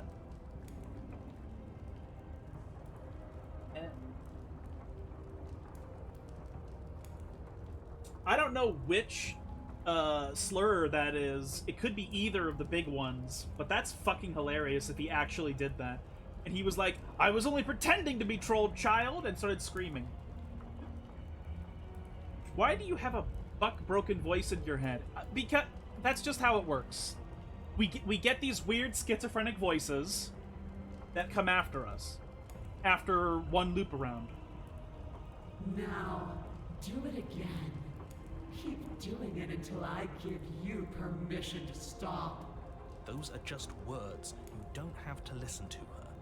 It's what she wants. You, heroic one, what are you doing? Don't just let this happen. Stop him from killing you. I'm on it. Your other hand locks around your wrist, struggling to keep it from perforating vital organs. Fuck! The blade still flails towards you, managing to slice bits of skin that plop to the floor to join the growing pile of blood and gore beneath you. Despite the pain, you manage to keep yourself in one piece, at least for now. What a pitiful display. A wounded little bird thinking it can defy a god. It doesn't have to be like this. It doesn't have to hurt so much. You can choose a gentle end. You can choose to leave that punctured vessel for the next. Slay the princess. Or you can pathetically struggle against yourself until the floor of this temple is painted with the bloody impressions of your futility. You continue to approach the princess, even as the repeated gouges of your blade expose bone and muscle to the open air of the basement. You know, this would be a lot easier if you gave us a hand. My influence only goes so far, and I can only juggle so many things at once. The best I can do right now is to continue to drive you forward. Believe me, this whole ordeal would be so much easier if I didn't have to contend with free will. Oh, well, fuck you too. You're the one making things difficult. You're the one making us hurt. She doesn't want to hurt us. She's just doing what she has to. Stop. As you finish God crossing the damn! room, you fall to your knees Fuck! at the princess's feet, your chest heaving as Damn your it! blood pools in the crevices of the stone floor, the coppery taste coating your throat. The princess kneels down, lifting your chin. Wow, with her what the finger as hell? her face lowers to yours. Your devotion is misplaced. You've surrendered to delusion. But something about your defiant spirit speaks to me. You are different than you were before. Perhaps, if you've learned your lesson, I can spare you from the release of death. That's a little demeaning, isn't it? Yes, how thoughtful of her. It's a mercy. Take it. I think he's given up whatever say he had at the start of all this. At least one of you is sane. She's within striking distance, and she's only negotiating now because she knows you have what it takes to put an end to her. Seize the moment before it's too late. No. Yes, though your body trembles, struggling to defend itself in the face of the princess's overwhelming will, you finally manage to break through, darting to her side before she can react. If my only company was her, I'd actually be pissed off if she tried to let me live. Yeah, it's insulting. It's somebody thinking they have control over your existence, you know? It's genuinely, like, a massive piece of fuck you moment, you know? The wind of your freedom rushes through you. Ooh, and she Attack on channels Titan! into a decisive blow, stabbing into the soft flesh of her ankle and severing the tendons in an act of unyielding defiance. She falls to the floor, crashing unceremoniously. Wow, she really to her was knees. fucking massive. Holy shit. But you don't give her any time to recover. Jesus! Your heart pounding with determination, you plunge your blade into her chest. As you find your target again and again, she laughs, crude emotion breaking through her once stony composure. God damn as it. your blade cuts her flesh. We can do this, can't we? You always could. The decision to give you this task was not made lightly. You're here for a reason. It's not too late to pick up the pieces. It's not too late to toss that blade aside and beg for forgiveness. Shut up. I can't believe you would actually strike me. You heathen! You worm! You defiler! You don't know the consequences of your arrogance! Before you can strike the final blow, the princess lashes out, knocking you off your feet. There's an unsettling wet pop as your spine breaks. Numbness and pain spread come through on. your body. As you rebound towards the ceiling in a moment of disorientated lightness, she drives her fist into your chest. Your body is crushed as she Jesus. pulverizes you into the floor, the ground itself breaking from the impact. You lie there, broken, beyond pain, unable to even see what she's done to you.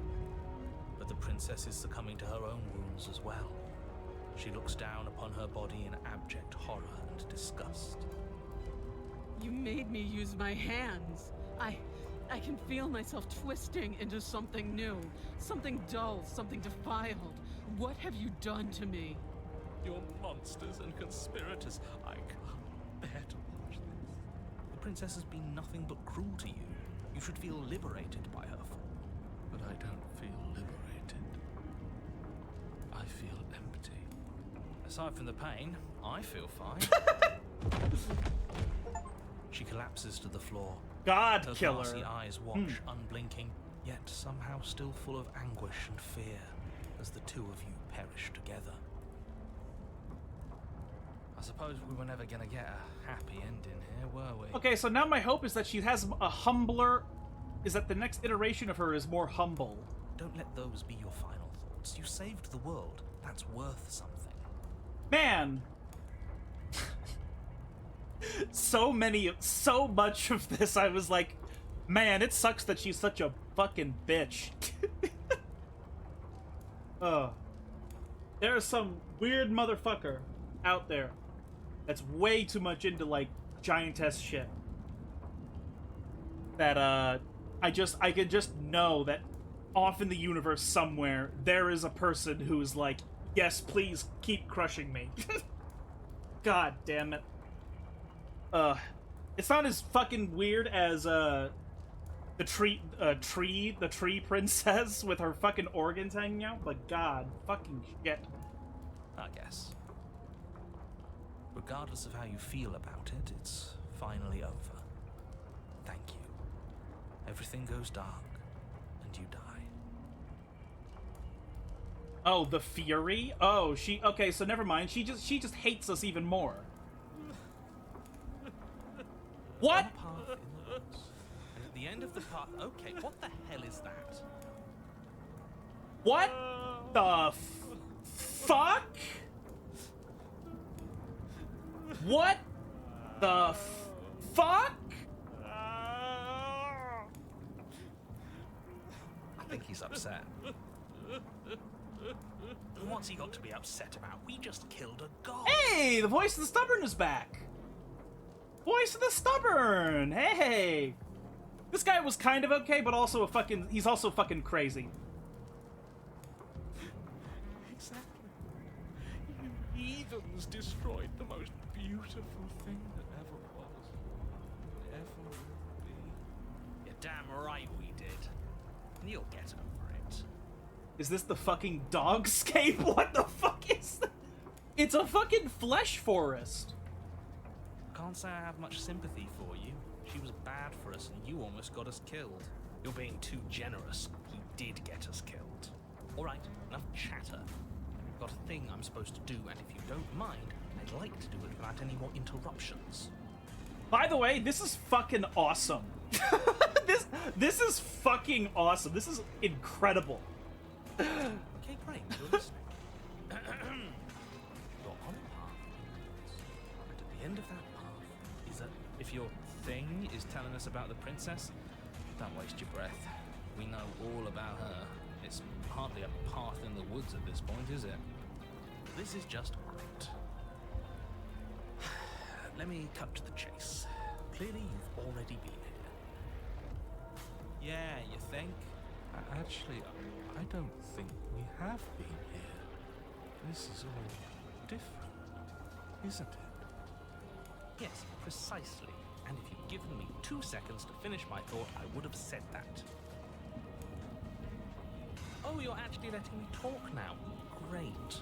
If you've already been here, it means you've seen things you aren't supposed to have seen, and you know things that you aren't supposed to know. This doesn't look like a path in the woods if reality seems distorted. It's because reality is distorted. It's like we're in the middle of a Zerg hive in StarCraft. The only thing missing are, like, monsters around the corners waiting to overwhelm us and tear us into a million pieces. Anybody who isn't aware, I love Giger shit a lot, and, like, crazy flesh nonsense I think is also fucking cool as hell.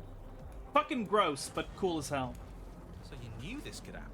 You knew we'd be able to restart like this. I know all sorts of things, which is why you should listen to me. That's not really an answer. Look, if the world around you is changing, especially all the way out here, then that means you're nearing the point of no return. Whatever happens next, that's it. There won't be any more do-overs. So you'd better take things seriously. You said yourself you know more than you're letting on. If you want me to go to the cabin, you better tell us everything. I can't. Anything I say at this point is far more likely to accelerate the unraveling of this place than it is to actually help you do your job. In fact, I probably shouldn't have even said that. I trust that if you've been here before, it means you know how dangerous she is, and that you know I'm not lying to you about her. This music track also is fucking awesome. Really? That's it? That's all we're getting out of you? He just wants to keep things going the way they are. But we've been given a second chance to do right by her. She can build something better than this. She can build something better than us. We just have to let her do it. I get it. You're conflicted. You've been through a lot, but I really have to be firm here. I will tell you one thing, which is that even now, you are capable of stopping her and saving the world from ruin. You always have been. You always will be. Do with that what you will. I wonder what would happen if somebody played this game for the first time and this was the first route they ended up going on. Would they even interpret this game the same way that we're able to interpret it? Huh. Corpse Party music? I don't remember how much I liked the Corpse Party music. I think this is way better.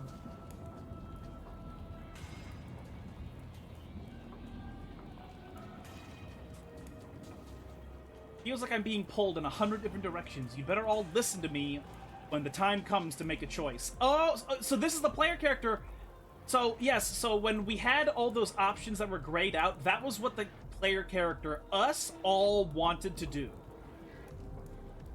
And this is the player character now telling everybody, you better fucking not stop me this time. So what if I'm speaking my mind? It's not like I've ever really gotten a say in things. What a crock of shit. Yeah, you stabbed us last time. Repeatedly.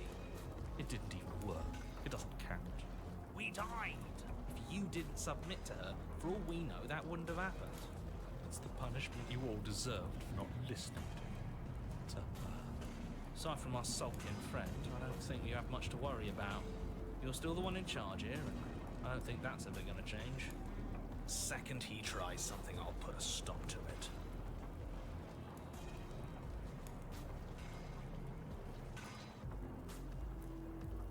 If I don't slay her, if I just stay here or do anything else and we hit this point of no return, then what happens? Then what happens? Have you even been listening? It's the end is what happens. Yeah, but is there something after the end? How am I supposed to know? The end means finality. It's not like I can just peek on over to the other side and tell you what it's like there. If there even is a there, it doesn't matter because we're going to win. Now that's exactly the sort of mindset I like to see. Don't let yourself be consumed with self-doubt. Don't flirt with oblivion. Just focus on the present and everything will be absolutely fine. No matter what happens next, it seems like our answers are at the cabin. We might as well see this through. Good. We're all on the same page. Jesus Christ. It isn't long before you find yourself at the end of the path, staring up at the cabin on the hill. You'll find the princess within, as I'm sure you already know. End her. If there is a way for us to get a sweet ending with whatever the fury is, that's what we're doing. That's it? No final words of advice? I'd rather not waste any more time. I'm sure that any advice I'd give at this point is something you've already heard. Spaghetti. If there's still a princess at the cabin, maybe we can salvage things. Maybe if we just grovel and apologize, things can go back to how they were before. Oh, cut it out, will you? We need to be tough right now. You're making it so much harder than it has to be, so stop whining. Proceed into the cabin. The interior of the cabin is a place that feels Oh my long God. forgotten. There was once an elegance to its construction, carved marble columns holding a high arched roof, vaulted windows letting in the weak starlight. But that is how it was. Now there is a growth that has overtaken it. A viscous fluid seeps from cracks in the stone walls, and it congeals into chaotic streaks of writhing nerves and wet clumps of living meat. This is my favorite chapter because he didn't do the hot chip and lie thing. That's horrible. You did this. The only furniture of note is a pulsating pedestal, a pristine blade perched on its edge. The blade is your implement. You'll need it if you want to do this right. And it's that mirror again, and this time it's blocking the door. Mirror? There is no mirror. There's the pedestal, the blade sitting on the pedestal, and the door to the basement. Just tell us where the door is. I'd like to get back to fighting, and if you want us to kill her so bad, I'm sure you feel the same. No more messing around. I don't know what to tell you. There isn't a mirror because I would know if there was a mirror. You're either seeing things or you're confused on the definitions of door and mirror. Or you're seeing things. That seems far more likely.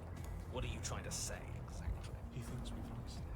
That we're succumbing to madness, that something in us is broken. Yeah, you.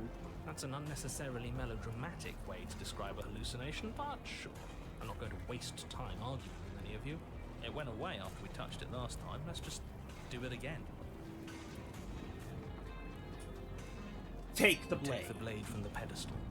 It will be difficult to slay the princess and save the world without a weapon. Stubborn sounds like he's doing a Wesker impression. Crap. Good. Nothing feels better than gripping cold steel. Approach the mirror. You step forward and approach the door to the basement, hesitating before you open it. As if you don't see it. You really don't, do you? How strange.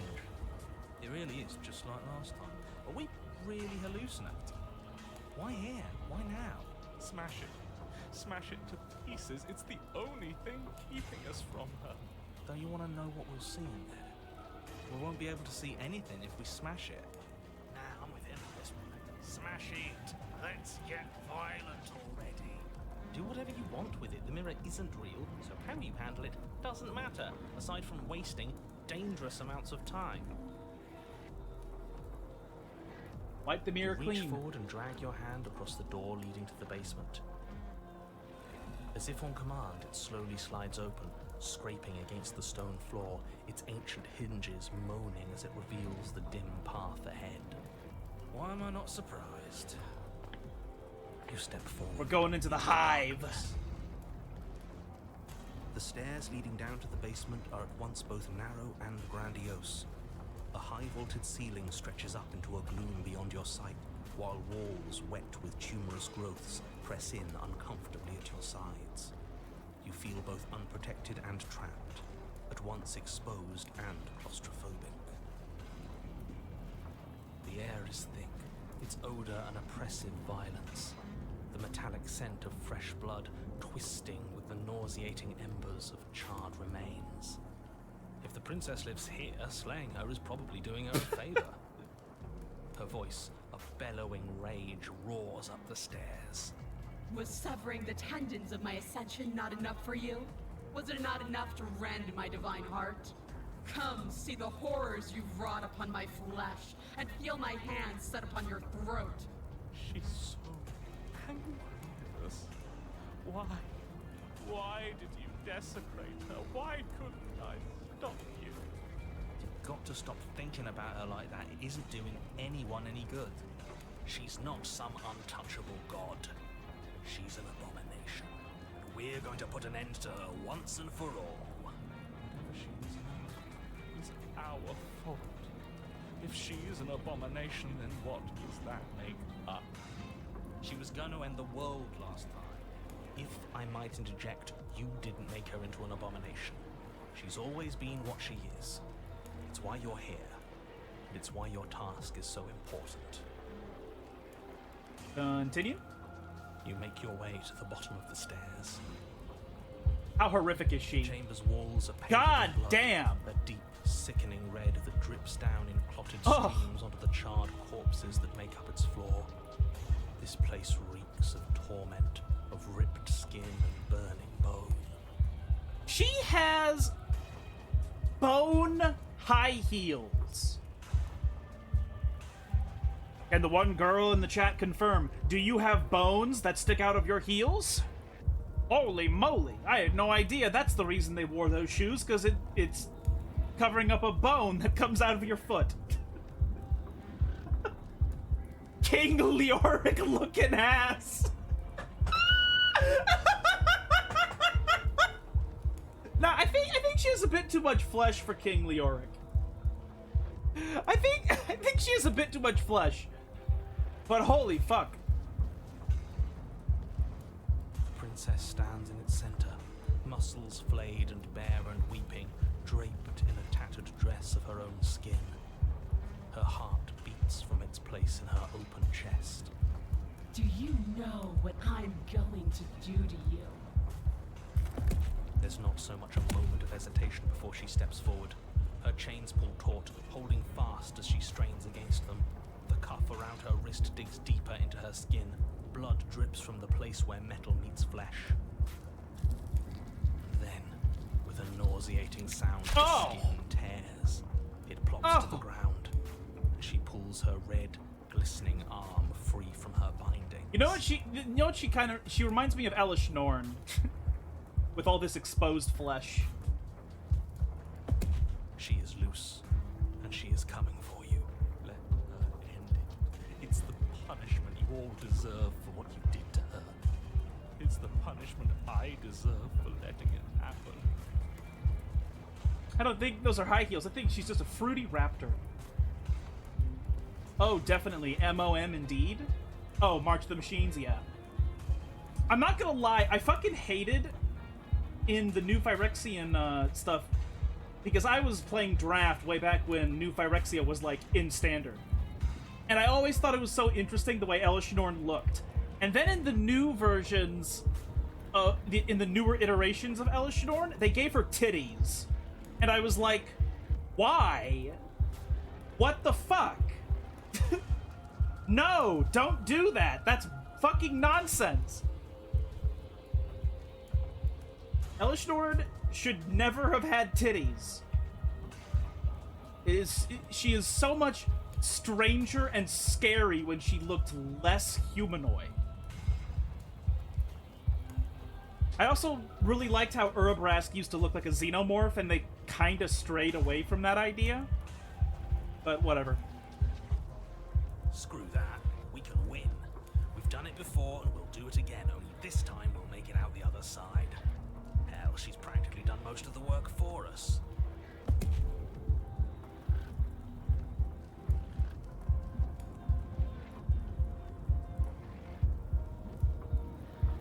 Please just listen to me. No, I don't care about your words. I care about getting my pound of flesh. She bounds across the room, her fists ready, her heart set upon your destruction. With a horrifying squelch, you are unwound. What? How? I hope you weren't planning on dying. We're going to make this last forever. Huh. What? I feel Ah. cold. I've never felt cold before.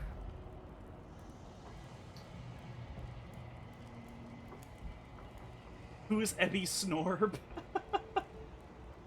Elishnorn is... She's a biomechanical Cenobite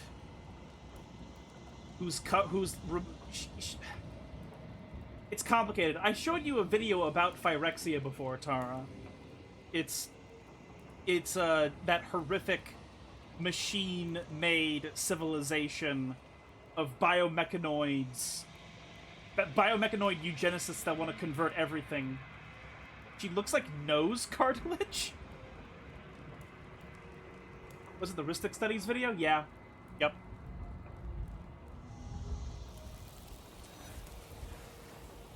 I mean, Elishnorn, originally, she looked really fucking weird and scary in New Phyrexia. But then in the newest, most recent sets they released her in, they gave her boobs for some reason. And I was like, man, why'd you do that? There's no reason to do that.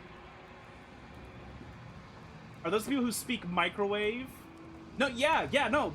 Those were the people who where the designers of Magic the Gathering, the lore people, they made a language for the Phyrexians, and some of the words in the Phyrexian language can only be spoken by a machine.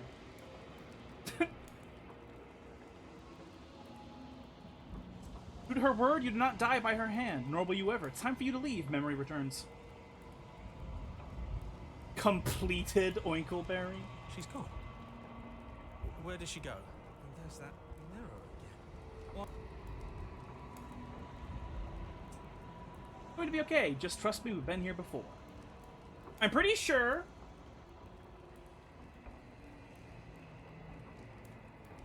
No, it's okay, it's okay.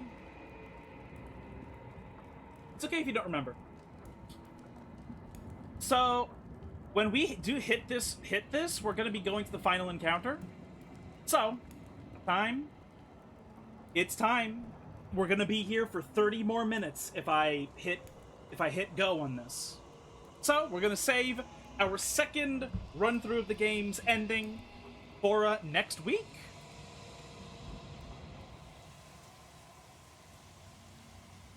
Ebby Snorb sounds cool. She's fucking crazy scary.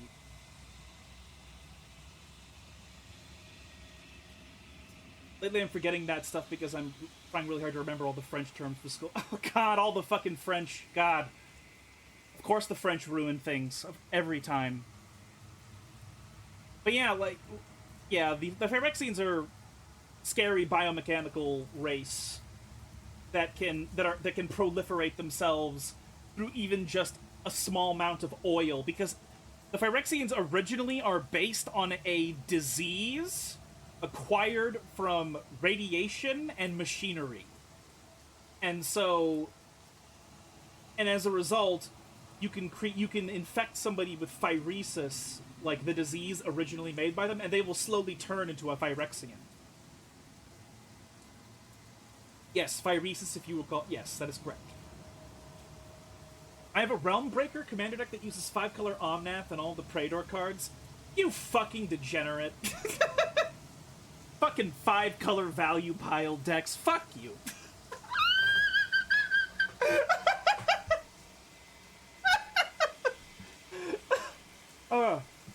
But yeah, like, Phyrexia is fucking awesome. And the way they did the story recently for Phyrexians last year fucking sucked. It's not a value pile, the deck sucks. Oh, sure. Sure. Sure it is. I have to deal too much with tier 1 commander decks because my brother is a fucking autist and he is fucking casting Craterhoof and Finale of Devastation on turn 5. So like anytime anybody says this is my deck, I assume it's the strongest version of that deck possible, and I'm like, you motherfucker. Right, 10 mana and Realm Breaker, I get 14 Praetors. Yeah, yep, that's like, why the fuck would you not? Man's out here with the CDH pile. Yeah. Magic Arena really fucked with my brain. I barely played Magic Arena recently because I'm just so sick of people and sick of the rigs, the shuffle, and the way that there's no social consequence anymore for people being the biggest fig trees they possibly can be. But yeah, like, the Phyrexians are fucking awesome, and the reason Elish Norn, and generally just all of the new Phyrexians, but the reason Elish Norn in particular was so intriguing is because originally the Phyrexians were based purely on black mana, so based upon, like, the mana of death and cruelty. And white mana is the mana of unity and religion. And so after thousands of years after Phyrexia was defeated, they came back on a different planet. And their leader ended up being Elish Norn. And so usually black and white mana are at complete and utter conflict with one another because they tend to be enemies and just represent ideals that don't mesh together. And yet, new Phyrexia ended up being ruled by white mana, by religion. And that's so fucking interesting because technically the original Phyrexia was really about the religion that was all perpetuated by Yawgmoth's, his creed. So, in a way, even though Phyrexia was based around black mana, it was still based around religion from the very beginning. And so, when Elish Norn becoming a Cenobite and leading new Phyrexia, being the strongest of all the Praetors, it's just so intriguing that the most important thing about Phyrexia that came back with controlling force was the religion aspect of Phyrexia. Like, the evolution of Phyrexia was to become even more religious about their conviction of transforming the entire universe to suit their likeness as biomechanoids, you know? And Elish Norn herself, like, she was so scary when she was first printed. She looks so scary. Like, she's a woman she's female-coded of some sort, but all of her skin is removed. She had no body fat whatsoever, no such things. Like, all of her flesh and sinew was like blood and wires, and then she covered herself, and a lot of her subordinates are covered in metal, white porcelain platings. So she's just so scary, and she invoked this sense of true alien religion.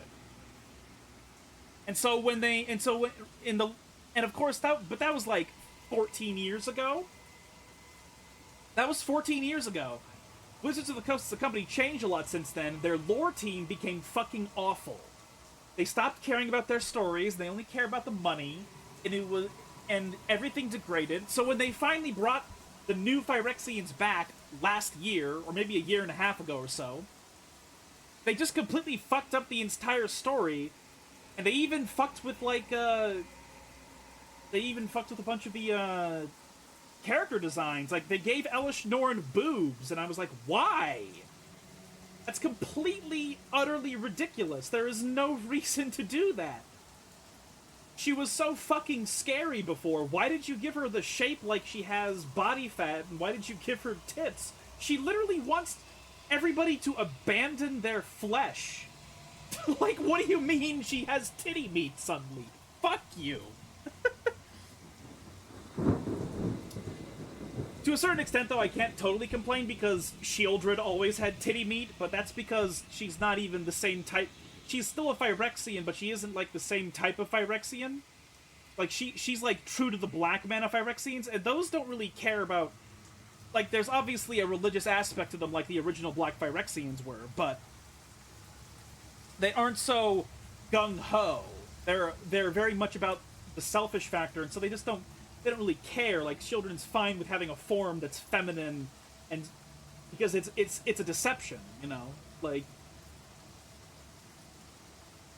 my friend pulled a fucking $110 Shieldred today. Oh my god, that's fucking crazy.